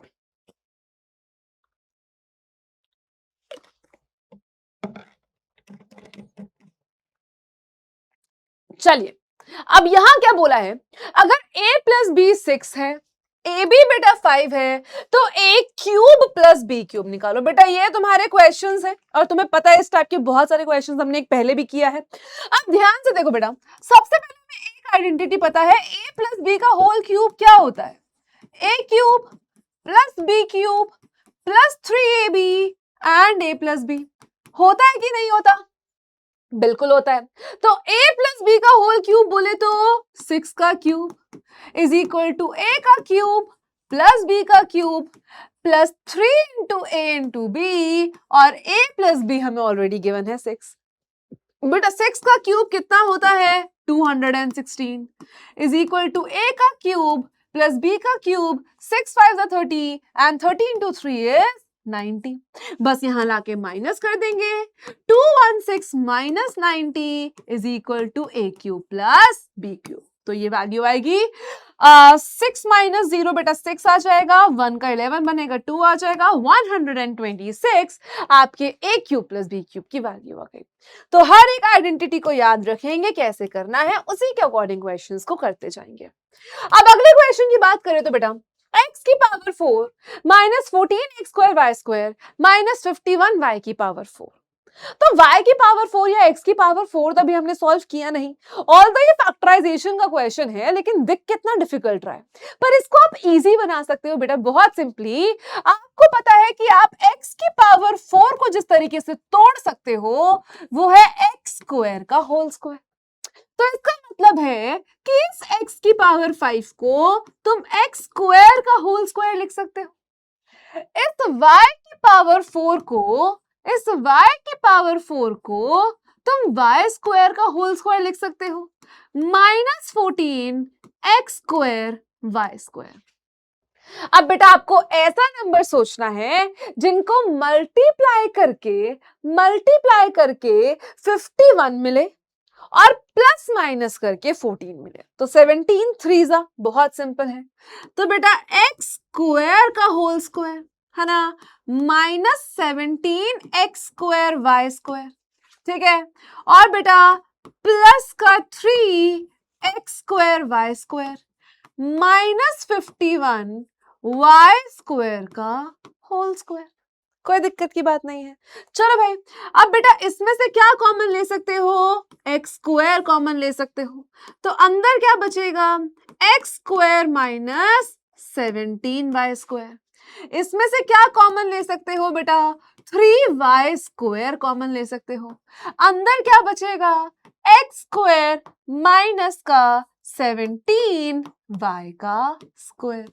अब ये दोनों ब्रैकेट सेम है, सो बेटा एक्स स्क्वायर -17y स्क्वायर एक ब्रैकेट में, x square plus 3y square दूसरे ब्रैकेट में, और यही क्या हो जाएगा बच्चा, इसका फैक्टराइजेशन। ऐसे ही कैसे करोगे इसका फैक्टराइजेशन, समझ में आया। चलो आगे चलते हैं। The mean of 5 numbers is 20। अब बेटा 5 ऑब्जर्वेशन का मीन दे रखा है 20। इफ 1 नंबर इज एक्सक्लूडेड, अगर एक नंबर को निकाल देते हैं, दुष्ट को हटा देते हैं, भगा देते हैं, सो मीन बन जाता है 23। Find the excluded observation. अब आपको ये पता है बेटा कि अरिथमेटिक मीन कैसे आता है, sum of observations upon number of observation. तो बेटा मीन कितना है 20, ऑब्जर्वेशंस का सम नहीं पता, नंबर ऑफ ऑब्जर्वेशन 5, तो सम ऑफ ऑब्जर्वेशंस कितना आ गया बेटा 100। सम ऑफ ऑब्जर्वेशन कितना आ गया 100, कितने का, 5 नंबर्स का। अब हमें बोला है कि इन 5 नंबर में से एक नंबर हटा दिया तो जो न्यू मीन है, अगर इन 5 नंबर में से एक नंबर हटा दिया तो जो न्यू मीन है वो क्या है, sum of observation upon number of observation. तो न्यू मीन किसके बराबर है, 23 किसके बराबर है, sum of observation upon number of observation, ठीक है। और ये किसके बराबर है, 92 के बराबर है। ये किसके बराबर है, 92 के बराबर है। तो बेटा पहले 5 नंबर का सम जो था वो 100 है, अब 4 नंबर का सम जो है 92 है। तो ये तो कोई भी बता सकता है कि भाई जो नंबर हटाया गया है वो क्या है, 100 माइनस 92 दैट इज 8 है। 100 माइनस 92 दैट इज 8 है। चलिए आगे चलते हैं। बेटा इसको हमें बोला है सॉल्व करना है bye eliminating the coefficient, elimination by equating the coefficient. देखो 3 मेथड हमने पढ़े हैं, पहला है सब्स्टिट्यूशन, दूसरा एलिमिनेशन, तीसरा मेथड है क्रॉस मल्टीप्लिकेशन। तो ये एलिमिनेशन से बोला है। मैंने आपको पहले भी बोला है कि एग्जाम में किसी भी मेथड से बोल सकता है करने को। अब बेटा 23 प्लस 29 माइनस 29 बाय 98 है, 29x माइनस 23 बाय 110 है। अब बेटा ये ना एक स्पेशल टाइप है, इसको ना एक और तरीके से सॉल्व कर सकते हैं, मैं बता, देखो वैसे तो कर सकते हैं इसको 23 से मल्टीप्लाई, उसको 29 से मल्टीप्लाई, बहुत लंबा हो जाएगा। पर अगर आपके पास ऐसा क्वेश्चन आता है जिसमें जो पहले इक्वेशन में x का कोफिशिएंट है वो दूसरे में y का बन जाए, और जो पहले इक्वेशन में y का कोफिशिएंट है दूसरे में x का बन जाए, अगर ऐसा क्वेश्चन आता है बेटा तो आपको इन क्वेश्चंस को कैसे अटेम्प्ट करना है। देखो पहले केस में तो दोनों इक्वेशंस को ऐड कर दो, मतलब कि 23x minus 29y plus 29x minus 23y is equal to 98 plus 110। क्या बोला, पहले दोनों इक्वेशन को ऐड कर दो, फिर बेटा दोनों इक्वेशन को सब्ट्रैक्ट कर दो। 23x minus 29y minus 29x plus 23y is equal to 98 minus 110। तो एक जगह पे हमने दोनों इक्वेशंस को ऐड किया, दूसरे में हमने दोनों को सब्ट्रैक्ट किया। अगर मैं इसको इक्वेशन 1 बोलूं, इसको इक्वेशन 2 बोलूं तो इस केस में बेटा मैंने इक्वेशन 1 प्लस इक्वेशन 2 करा है, इस केस में मैंने इक्वेशन 1 माइनस इक्वेशन 2 किया है। 23 plus 29 9 10 11 12 2 1 52x minus 29 minus 23 minus का 52y इज इक्वल टू बेटा ये 100 होता तो 98 तो ये हो जाएगा 080 9 10 01 208। अब यहां से अगर मैं 52 कॉमन लू बेटा तो ये क्या बन जाएगा x minus y is equal to 208 और 52 से अगर 208 कैंसिल करूं 4 पे तो मेरी पहली एक आसान इक्वेशन आ गई है x minus y equal to 4। यहां से एक पहली आसान इक्वेशन आ गई है बेटा that is x minus y equal to 4। अब वहां चलते हैं 23 minus 9 is minus 6x minus 29 plus 3 is minus का 6y और 98 माइनस 110 बेटा ये कितना हुआ माइनस का 18। हुआ कि नहीं? बिल्कुल हुआ। ठीक है, सॉरी माइनस का 12 नॉट 18 माइनस का 12 सॉरी। ठीक है, डन है, इतनी बात क्लियर है। अब यहां से अगर मैं माइनस 6 कॉमन लू बेटा तो x minus y is equal to minus 12 और बेटा x माइनस वाई की वैल्यू कितनी आ गई यहां से 2। ठीक है, आई गेस क्वेश्चन में थोड़ा सा एरर है, मुझे एक सेकेंड क्वेश्चन एक बार रिकन्फर्म करने दो बेटा, बस एक सेकेंड देना मुझे, थोड़ा क्वेश्चन एक बार रिकन्फर्म करना है, just give me a second.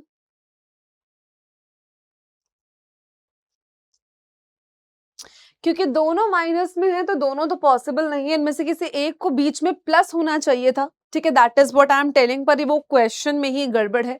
ठीक है, सो इट्स ओके है ना, क्योंकि ऑफ कोर्स 2 नंबर का माइनस भी वही और 2 नंबर का प्लस भी वही, तो वो नहीं आ सकता। सॉरी 2 नंबर का माइनस और 2 नंबर का माइनस अगेन, तो x माइनस वाई 4 है, x माइनस वाई 2 है। अब अगर इसको आप सॉल्व भी करना चाहोगे तो ये थोड़ा आपके लिए मुश्किल हो जाएगा, क्योंकि ऑफ कोर्स ऑब्वियस सी बात है यहाँ पे जो है सेम वैल्यूज दोनों में है, बट कोई बात नहीं, जितना हो पा रहा है उतना कर लेते हैं।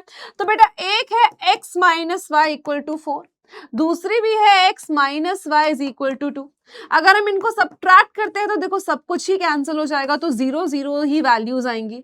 ठीक है, तो ये क्वेश्चन में थोड़ा सा एरर है, बाकी एक में प्लस जरूर होना चाहिए था। ठीक है, बट वो कौन से वाले में प्लस है वो हम नहीं डिसाइड कर सकते हैं, बट इट्स ओके है ना, it's okay it's okay it's okay it's okay. वो कौन से वाले में प्लस है वो हम नहीं देख सकते हैं यहाँ से, बट कोई बात नहीं। तो हमारे x और y बेसिकली दोनों ही वैल्यूज यहाँ से 0 0 आ रही हैं। अगर हम इनको चेंज भी करते हैं, ऐड या सब्ट्रैक्ट करते हैं, तो ये क्वेश्चन में एरर है, वो तो मैं रेक्टिफाई कर लेंगे बेटा, पर लेकिन करना कैसे है? अगर ऐसा क्वेश्चन आता है, ध्यान रखेंगे, जिसमें जो पहली इक्वेशन में x का कोएफिशिएंट है वो दूसरी इक्वेशन में y का है, जो पहली इक्वेशन में y का है वो दूसरी इक्वेशन में x का है, तो ऐसे केस में पहले दोनों इक्वेशन को ऐड करेंगे, फिर दोनों इक्वेशन को सब्ट्रैक्ट करेंगे एंड देन अपना आंसर निकालेंगे। आई होप ये क्वेश्चन सबको क्लियर है। आगे चलते हैं। प्रूफ करना है बेटा that x plus y plus z upon x की पावर -1 y की पावर -1 y की पावर -1 z की पावर -1 प्लस z की पावर -1 x की पावर -x y z के बराबर है। अब इस केस में हम सबसे पहले क्या करेंगे बेटा, लेफ्ट हैंड साइड के साथ शुरुआत करेंगे, स्टार्ट करेंगे। तो बेटा न्यूमरेटर में है अपने पास x plus y plus z और x की पावर -1 और y की पावर -1 का मतलब क्या है 1 अपॉन में एक्स वाई, है कि नहीं? बिल्कुल है ना। अगर आप नीचे नहीं लेना चाहते हो तो या तो इसको ऊपर ले जाओ, बात तब भी वही है। y की पावर -1 और z की पावर -1 का मतलब क्या है yz, और z की पावर -1 और x की पावर -1 का मतलब क्या है बेटा zx। Now x plus y plus z whole upon में बेटा एक्स वाई वाई जेड और जेड एक्स का जो एलसीएम बनेगा वो क्या बनेगा एक्स वाई और जेड। और क्यों बनेगा वो भी देखो, क्योंकि बहुत बच्चों को ये वाला एलसीएम नहीं निकालना आता। देखो जो इजी वाले हैं वो तो आप निकाल लेते हो, पर अल्फाबेट्स के साथ आप फंस जाते हो, तो उसमें कैसे निकालना है बेटा। देखो अब यहाँ पे अगर आप सबसे पहले x से करोगे तो यहाँ y बचेगा, यहाँ yz बचेगा, और क्योंकि इसके पास x है तो z बचेगा। अब यहाँ y से करोगे तो 1 बचेगा, z बचेगा और z बचेगा, और यहाँ z से करोगे तो 1 1 और 1 बचेगा। तो एलसीएम क्या होगा इन तीनों का multiplication, that is x y और जेड। अब यहाँ पे एक्स वाई है बेटा, जेड नहीं है, तो ऊपर क्या आ जाएगा, जेड। यहाँ पे वाई जेड है, एक्स नहीं है, तो यहाँ क्या आ गया, एक्स। यहाँ पे जेड एक्स है, वाई नहीं है, तो यहाँ क्या आ गया, वाई। अब बेटा एक्सट्रीम एक्सट्रीम, इनर इनर आपस में मल्टीप्लाई होंगे, होंगे कि नहीं होंगे? एक्सट्रीम एक्सट्रीम और इनर इनर आपस में multiply. So x plus y plus z into x y z whole upon में x प्लस वाई प्लस में z। अब बेटा x plus y plus z, x plus y plus z cancel, ये क्या बचा, x y z, और x y z आपका right hand side के ऑलरेडी बराबर है। Done done done done. अगले क्वेश्चन पे चलते हैं, आजा बेटा। अब इसमें बोला है कि 50 वर्कर्स एक फैक्ट्री में काम करते हैं, हिस्टोग्राम बनाना है, बहुत सिंपल सा क्वेश्चन है। आजा बेटा, let's draw the histogram. Histogram के लिए सबसे पहले आपको क्या करना पड़ता है, एक एक्स एक्सिस स्ट्रेट बनानी पड़ती है बेटा, है ना, जो कि मेरे से स्ट्रेट भी बनती नहीं है, बट आओ कोशिश करते हैं थोड़ी सी। चलो ये वाली स्ट्रेट बनी है, बहुत बढ़िया, कोशिश करने वालों की कभी हार नहीं होती। और ये बेटा वाई एक्सिस है, चलो ये भी बहुत बढ़िया बन गई है। चलो अब बेटा हमें क्या करना है, सबसे पहले जो हमारे क्लास इंटरवल्स हैं, ये क्लास इंटरवल्स को हमें अपनी एक्स एक्सिस पे प्लॉट करना है, 140 से 180, ठीक है। चलिए, सो यहाँ पे आ गया 140, यहाँ पे आ गया बेटा 180, 180 के बाद आ गया 220, 220 के बाद आ गया 260, 260 के बाद आ गया बेटा 300, 300 के बाद आ गया 340, फिर आ गया 380। कहां तक है भाई तू? अरे वाह, 380 तक ये, 1 2 3 4 5 6, 1 2 3 4 5 6, ठीक है। एक एक्स्ट्रा बना लेते हैं, ठीक है। चलो भाई 480। तो ये बेटा एक्स एक्सिस है, और इस एक्स एक्सिस पे हमने क्या किया है, हमने क्लास इंटरवल प्लॉट करे हैं। अब जो भी ये फ्रीक्वेंसी है, हमें देखना है कि ये किसके टेबल के आसपास आ रही है। 16 है, 9 है, 12 है, 2 है, 7 है, 4 है। तो बेटा 16 मैक्सिमम है, तो हम 2 2 का गैप भी ले सकते हैं।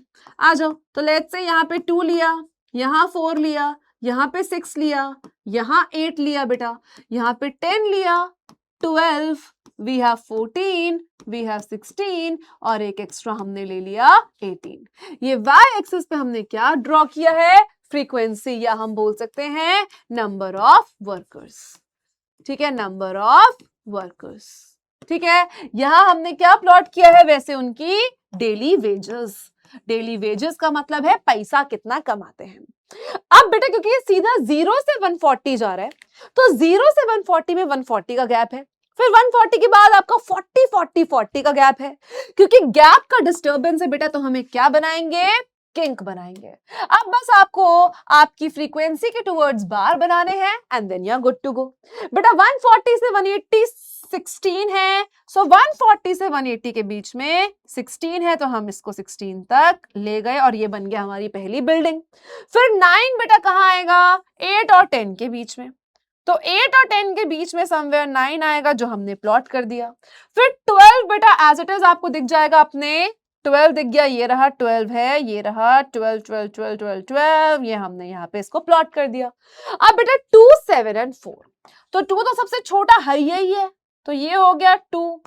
2 के बाद है बेटा 7, 7 कहाँ आएगा, 6 और 8 के बीच में यू विल बी गेटिंग 7, ठीक है। और फिर 4 कहाँ आएगा, ये रहा 4, तो एग्जैक्टली नंबर्ड है, 4 आएगा बेटा समवेयर यहाँ पे, ठीक है।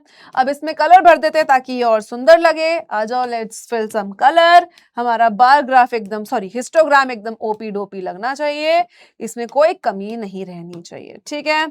चलो एक और लास्ट कलर पिंक कर लेते हैं, आ जाओ, ठीक है। तो ये बन गया बेटा हमारा सुंदर सा रंग बिरंगा हिस्टोग्राम। पर एक चीज की अभी भी कमी है, हमें क्या लिखना है बेटा, स्केल लिखना है। स्केल का मतलब है कि एक्स एक्सिस पे जो एक यूनिट है उसको हमने क्या माना है बेटा, 40 रुपीज माना है ना भाई। 40 देखो, 140 से 180 40 40 40 40 का गैप है, और वेजेस इन रुपीज है ये, तो हमने एक यूनिट को क्या माना है, 40 रुपए। और वाई एक्सिस के ऊपर बेटा, वाई एक्सिस के ऊपर हमने 1 यूनिट को क्या माना है, 1 यूनिट को क्या माना है, हमने 1 यूनिट पे 2 वर्कर्स लिए हैं। हमने 1 यूनिट पे क्या लिए हैं, 2 वर्कर्स को लिया है। डन है। आई होप सबको एक क्वेश्चन क्लियर है। आगे चलते हैं, आ जाओ। नेक्स्ट क्वेश्चन क्या बोला है, in triangle ABC AD is perpendicular to BC. बेटा एक आपके पास ट्रायंगल है ABC, you have one triangle that is A B and C. आपको बोला है AD is perpendicular to BC, एक लाइन है एडी जो कि परपेंडिकुलर है बेटा किस पे, बीसी पे। चलो भाई बना दी। फिर हमें बोला है sine B is 0.6, sine B कितना है 0.6, बीडी कितनी है 8 सेंटीमीटर, बीडी है 8 centimetre and tan C is 1, tan C की वैल्यू गिवन है कितनी 1। आपको ए बी ए डी इन सबकी क्या करनी है, लेंथ निकालनी है। चलो बेटा निकालते हैं। सबसे पहले आपको पता है ट्रिग्नोमेट्री कहाँ लगती है, राइट एंगल ट्रायंगल में लगती है। अगर हम राइट एंगल ट्रायंगल की बात करें तो दो राइट एंगल ट्रायंगल नजर आ रहे हैं बेटा, एक है एडीबी और दूसरा ट्रायंगल है बेटा कौन सा, एडीसी। तो ये दो राइट एंगल ट्रायंगल नजर आ रहे हैं, ट्रायंगल है एडीबी और बेटा आपके पास जो ट्रायंगल है वो क्या है, एडीसी है। इतनी बात क्लियर है, सिंपल है, कोई दिक्कत की बात नहीं है। अब एडीबी में हमें क्या गिवन है, साइन बी। साइन बी का मतलब हमें क्या गिवन है 0.6। बेटा 0.6 को तुम और क्या लिख सकते हो, 6/10। और अगर 6/10 है तो इसको तुम क्या लिख सकते हो, 3/5। क्या लिख सकते हो, 0.6 को तुम क्या लिख सकते हो, 3/5। सिंपल है। अब बेटा साइन बी अपने को पता है क्या होना चाहिए, परपेंडिकुलर अपॉन हाइपोटेन्यूज। होना चाहिए कि नहीं, बिल्कुल होना चाहिए। तो परपेंडिकुलर यहां से कितना आ गया बेटा, आपको पता है जब आप वैल्यूज को इक्वेट करते हो तो आप x लगाते हो, क्योंकि ये 3/5 एक रेशियो होता है ना। ये 3/5 एक रेशियो है, ये हो सकता है 30/50 हो या ये हो सकता है 15/25 हो, तो ये कुछ भी हो सकता है, तो हमें वो x लगाना बहुत जरूरी है। तो परपेंडिकुलर बेटा मैंने आपको पहले भी बताया है कि जिस थीटा के सामने वाली साइड की बात करते हैं वो परपेंडिकुलर होती है। मतलब ये 3x है, ये 4x है बेटा, और BD बाय पाइथागोरस थ्योरम आप निकाल सकते हो। तो BD की वैल्यू कितनी होगी बेटा अगर आप यहां पे निकालोगे, सो BD बेस कितना होगा, √5x का स्क्वायर है ना, प्लस 3x का whole square, sorry minus. So 5 is 25x square minus 9x square, ये कितना आ गया बेटा, √16x स्क्वायर, और BD की वैल्यू कितनी आ गई, 4x। अब अगर BD कितना है बेटा, 4x आ गया। अब ध्यान से देखो भाई, अब ध्यान से देखो, जो ये BD है, जो ये BD है वो तो कितना है, 4x के बराबर है, पर एक्चुअल में BD किसके बराबर है, तो अगर 4x जो है वो 8 सेंटीमीटर के बराबर है तो x की वैल्यू कितनी आ गई बेटा, 2 सेंटीमीटर। अगर x की वैल्यू 2 सेंटीमीटर है तो परपेंडिकुलर कितना हुआ, 3 into 2 दैट इज 6 सेंटीमीटर, और ये हो गया 5 into 2 दैट इज 10 सेंटीमीटर। चलो भाई ये तो हो गया पहला केस। अब हमें क्या क्या करना था, हमें ए बी निकालना है, ठीक है, ए बी हम निकाल चुके हैं, ए डी निकालना है, निकाल चुके हैं, ए सी निकालना है और डी सी निकालना है। चलो भाई ठीक है। अब बेटा किसकी बात है, ट्रायंगल एडीसी की। अब अगर हम ट्रायंगल एडीसी की बात करते हैं, ठीक है, अगर हम ट्रायंगल एडीसी की बात करते हैं बेटा, ये 3x है और ये क्या है, ये क्या है, यहाँ पे tan की वैल्यू गिवन है। बेटा tan कितना होता है, what is tan c, tan c आपको कितना गिवन है, 1। tan क्या होता है, परपेंडिकुलर अपॉन बेस, और ये कितना गिवन है, 1/1। तो परपेंडिकुलर भी कितना है, परपेंडिकुलर कितना है 1x, और बेस कितना है 1x, है कि नहीं, बिल्कुल है।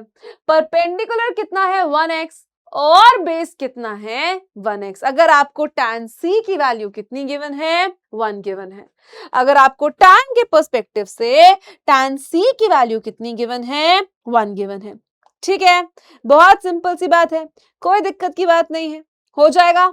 ठीक है, अब इसका मतलब क्या है कि परपेंडिकुलर कितना हो गया, 2 सेंटीमीटर, क्योंकि x की वैल्यू 2 है, और ये भी कितना हो गया, 2 सेंटीमीटर। कर सकते हो क्या, ऐसे कर सकते हो, नहीं। देखो अब ADC में अगर तुम्हें tan C की वैल्यू गिवन है tan C के लिए परपेंडिकुलर AD है और ये DC है। एक तरीके से ये भी लिख लो कि परपेंडिकुलर AD है और ये क्या है बेटा DC है। परपेंडिकुलर क्या है AD है और ये क्या है DC है और दोनों क्या है आपस में बराबर है।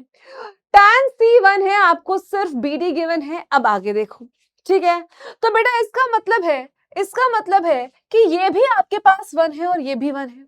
मतलब ट्रायंगल ADC एक तरीके से क्या है, tan अगर 1 होता है कब होता है, जब 45 अगर एक एंगल है तो दूसरा भी कितना हो जाएगा, 45 डिग्री हो जाएगा।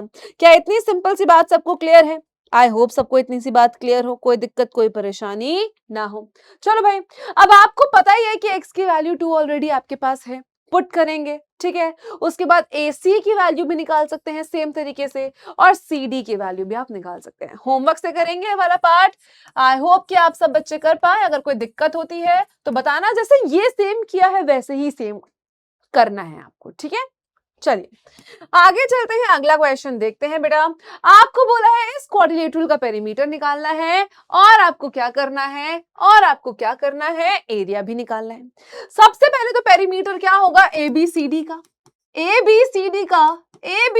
का पेरीमीटर क्या होगा बेटा, AB plus BC plus CD plus D।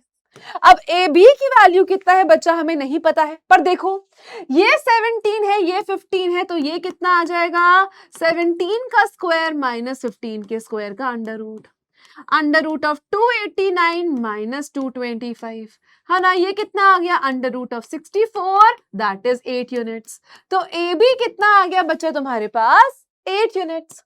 सो 8, BC की वैल्यू 12, CD 9 और AD की वैल्यू 17। ये हो गया 20, ये हो गया कितना 26 है ना, 20 एंड 26 46 सेंटीमीटर आपके पास आ गया बेटा पेरीमीटर।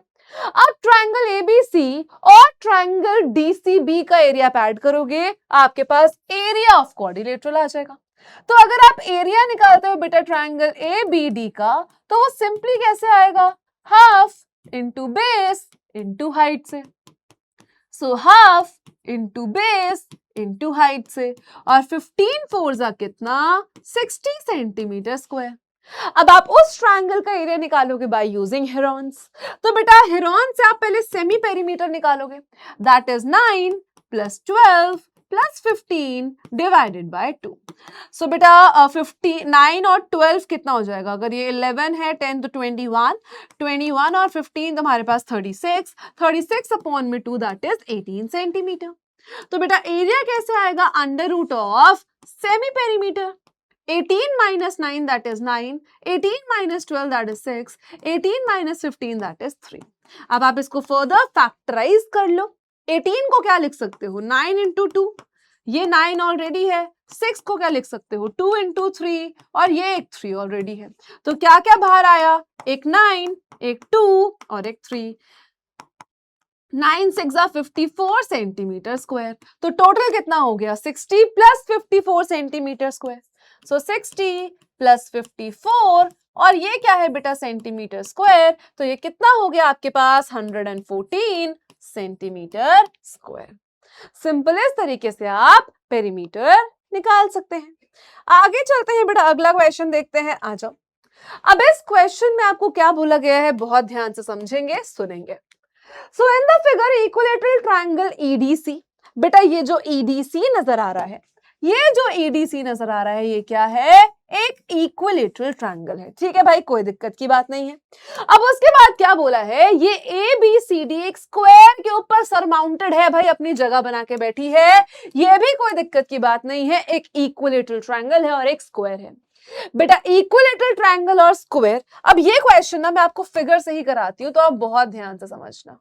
ठीक है, इस क्वेश्चन को मैं आपको फिगर से ही कराती हूँ, तो आप इसको बहुत ध्यान से समझेंगे। अब देखो, सबसे पहले ऊपर जो ये EDC है, ये क्या है, एक इक्विलेटरल ट्रायंगल है। तो बेटा ये कितना 60 डिग्री, तुम्हें क्या निकालना है, ये ठीक है, चलो कोई दिक्कत की बात नहीं।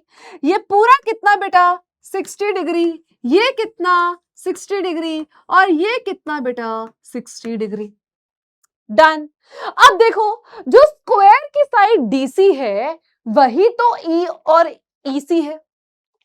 एक स्क्वायर है ABCD, इसका मतलब क्या है बेटा कि AB जो है वो BC के बराबर है, वो CD के बराबर है, वो DA के बराबर है।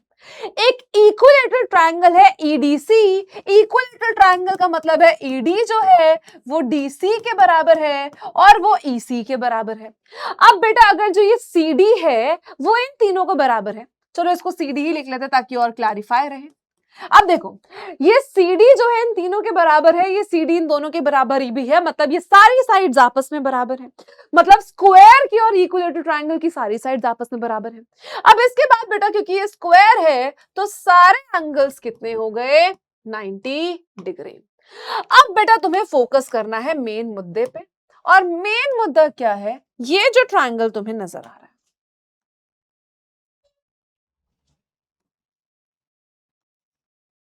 चलो भाई अब मेन मुद्दे की बात करते हैं बेटा, आ जाओ।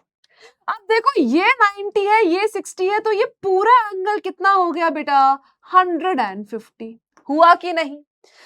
अब in triangle ECB, now in triangle ECB बेटा क्योंकि CE जो है वो CB के बराबर है, क्योंकि CB जो है अगर वो CD के बराबर है और CD अगर बेटा EC के बराबर है, तो हम क्या लिख सकते हैं कि CE जो है वो CB के बराबर है। अगर CE जो है वो CB के बराबर है तो एंगल CEB बराबर हो जाएगा एंगल CBE के। ठीक है, इसका मतलब है बच्चा अगर ये छुटकू x है तो ये वाला छुटकू भी x होगा। दैट मीन्स 150 प्लस x किसके बराबर है 180 के, 2x किसके बराबर है 30 के, और x की बराबर कितनी हो गई 15। अब बेटा हमें कौन सा एंगल निकालना है, ये छुटकू वाला। अब अगर ये पूरा 60 है, ये 15 है, तो x की वैल्यू कितनी आ गई बेटा 16 माइनस 15 दैट इज 45 डिग्री। तो यहां से x की वैल्यू कितनी आ गई 16 माइनस 15 दैट इज 45 डिग्रीज। तो इस तरीके से आप क्वेश्चंस को सॉल्व करेंगे। चलिए अगला क्वेश्चन करते हैं, आ जाओ। The length of two parallel chords of a circle are 6 and 8. If the smaller chord is a distance of 4, what is the distance of other? Same question अभी हम कर चुके हैं, बट क्योंकि सर्कल्स चैप्टर इंपॉर्टेंट है तो कुछ और क्वेश्चंस प्रैक्टिस कर लेते हैं। आ जाओ फिगर से ही सॉल्व कराती हूँ। बेटा दो कॉर्ड्स आपके पास है ना, क्वेश्चन में दो कॉर्ड्स आपके पास हैं, एक 6 और एक 8। 6 वाली सर्कल से थोड़ा दूर होगी, 8 वाली सर्कल के थोड़ा पास होगी, कोई दिक्कत की बात नहीं है। फिर हमें गिवन है if the smaller chord is at a distance of 4 centimeter from the center, जो छोटी वाली है वो सेंटर से 4 सेंटीमीटर की दूरी पे है। बेटा ये पूरा 6 है तो यहां से यहां तक कितना हो जाएगा 3, और फिर रेडियस कितना आ जाएगा 5। अब अगर ये रेडियस 5 है, अब यहां से भी परपेंडिकुलर ड्रॉ करोगे, ये डिस्टेंस 4 है तो 3, तो तुम्हारे पास distance of the other chord कितना आ जाएगा 3। सिंपल है, कर सकते हैं आराम से, है ना। अगला क्वेश्चन देखते हैं, आ जाओ। The bisectors of angle B and angle C of an isosceles triangle AB equal to AC. क्या है बेटा, आपके पास एक आइसोसेलेस ट्रायंगल है ABC, कोई दिक्कत की बात नहीं है, जिसमें जो ये AB है वो AC के बराबर है। एक आइसोसेलेस ट्रायंगल है सच दैट AB AC के बराबर है, और जो एंगल बाइसेक्टर है बेटा, एंगल बाइसेक्टर का मतलब क्या होता है, जो एंगल्स को दो इक्वल पार्ट्स में काटते हैं। जो एंगल को क्या करते हैं बेटा, दो इक्वल पार्ट में स्प्लिट करते हैं, मतलब ये हाफ इसके बराबर होगा और ये हाफ बेटा इसके बराबर होगा। ठीक है, हमें बोला है आइसोसेलेस ट्रायंगल है, AB जो है BC के बराबर है, इंटरसेक्ट करते हैं ईच अदर O। ठीक है, फिर हमें बोला गया है कि BO को आगे प्रोड्यूस किया गया ताकि वो AC से मिले M पे। ठीक है भाई, इस BO को आगे प्रोड्यूस किया गया ताकि वो AC से मिले किस पे, M पे। प्रूव दैट MOC मतलब बेटा लेट्स से ये वाला एंगल किसके बराबर है, ABC के, मतलब इस पूरे एंगल के। चलिए बेटा आओ, सबसे पहले बेटा क्योंकि ये आपके हाफ हाफ पार्ट्स हैं, अब देखो बच्चा क्योंकि ये AB जो है वो AC के बराबर था, जो ये ए बी है वो ए सी के बराबर है, ध्यान से देखेंगे, जो ए बी है वो ए सी के बराबर है। मतलब बेटा जो एंगल ए बी सी है वो एंगल ए सी बी के बराबर होगा, क्योंकि अगर आइसोसेलेस ट्रायंगल है तो आइसोसेलेस ट्रायंगल के जो ऑपोजिट एंगल्स होते हैं वो आपस में क्या होते हैं, बराबर होते हैं। अगर एंगल बी एंगल सी के बराबर है, इसका मतलब क्या है, इन शॉर्ट कि एंगल बी एंगल सी के बराबर है। तो बेटा half of angle A B C बराबर होगा half of angle A C B के। होगा कि नहीं होगा, बिल्कुल होगा। तो अगर ये वाला जो आधा हिस्सा है वो इस वाले आधे हिस्से के बराबर है, मतलब ओबी ओसी के बराबर है। मतलब कि भाई जो ये ओबी है ये ओसी के बराबर है। बहुत सिंपल सी बात है। नाउ इन ट्रायंगल ओबीसी, बेटा अब हम किसकी बात करेंगे, ट्रायंगल ओबीसी की बात करेंगे। अब ध्यान से देखो, जो ये x है वो किसके बराबर होगा बेटा, इन दिस ट्रायंगल। ध्यान से देखना बच्चा, ध्यान से देखो, इस ट्रायंगल की बात कर रहे हैं। किस ट्रायंगल की बात कर रहे हैं, ध्यान से देखो, इस ट्रायंगल की बात कर रहे हैं। ठीक है, ये रहा ट्रायंगल ओ बी सी। अगर इस ट्रायंगल की बात करें बेटा तो इसके लिए x क्या है, एक्सटीरियर एंगल। और एक्सटीरियर एंगल किसके बराबर होता है, अगर मैं इस एंगल को 1 बोलूं और इस एंगल को 2 बोलूं तो बेटा एंगल 1 प्लस एंगल 2 के बराबर होता है। Exterior angle of a triangle is equivalent to sum of interior opposite angles. अब बेटा एंगल 1 तो एंगल 2 के बराबर है, ये तो हम ऑलरेडी बोल चुके हैं, है ना। So x is equal to angle 1 plus angle 1। So x is equal to twice of angle 1 और x किसके बराबर है, twice of angle 1 बोले तो एंगल ABC के बराबर है। So जो MOC एंगल है वो ABC एंगल के बराबर आ जाएगा। Done done done done, I hope सबको क्लियर हो। आगे चलते हैं। अब यहाँ क्या बोला है बेटा, in this triangle, in this figure O क्या है, is a point in the interior of a square ABCD। ठीक है, सच दैट OAB एक इक्विलेटरल ट्रायंगल है। बेटा इक्विलेटरल ट्रायंगल मतलब सारी साइड्स बराबर, और ये भी अगर एक स्क्वायर है तो इसकी भी सारी साइड्स बराबर। चलो भाई, हमें बोला है कि OCD एक आइसोसेलेस ट्रायंगल है। आ जाओ बेटा इसको करते हैं। दो ट्रायंगल्स नजर आ रहे हैं बेटा, एक है DOA और एक है COA। कौन कौन से दो ट्रायंगल बेटा, एक ये पिंकुड़ी ट्रायंगल और एक ये ब्लूरी ट्रायंगल। आ जाओ अब इसमें देखते हैं। अब इन दोनों ट्रायंगल्स की बात करें तो इन ट्रायंगल DOA, है ना, in triangle DOA and triangle COB, तो आप क्या बोल सकते हो बेटा यहां से, सबसे पहली चीज कि AD जो है वो किसके बराबर है, BC के। AD जो है वो किसके बराबर है, BC के, क्योंकि ये साइड ऑफ स्क्वायर है। जो OA है बेटा वो OB के बराबर है, क्योंकि ये आइसोसेलेस ट्रायंगल की साइड है ना, सॉरी इक्विलेटरल ट्रायंगल की साइड है। ये किसकी साइड है, स्क्वायर की साइड है। अब बेटा एक चीज और अब ध्यान से देखना, देखो ध्यान से देखना, ये पूरा एंगल कितना, 90 डिग्री। ये इतना एंगल कितना, इक्विलेटरल ट्रायंगल का 60 डिग्री। तो बचा हुआ ये एंगल कितना आया, 30 डिग्री। सेम यहाँ पे बचा ये पूरा एंगल कितना, 90 डिग्री। ये इक्विलेटरल ट्रायंगल का एरिया कितना, एंगल कितना, 60। तो ये वाला बचा हुआ कितना, 30 डिग्री। सो एंगल DAO बराबर है एंगल CBO के, क्योंकि दोनों ही कितने हैं, 30 degree. So by side angle side congruency दोनों ट्रायंगल्स कॉन्ग्रुएंट है। और बेटा DO is equal to CO bye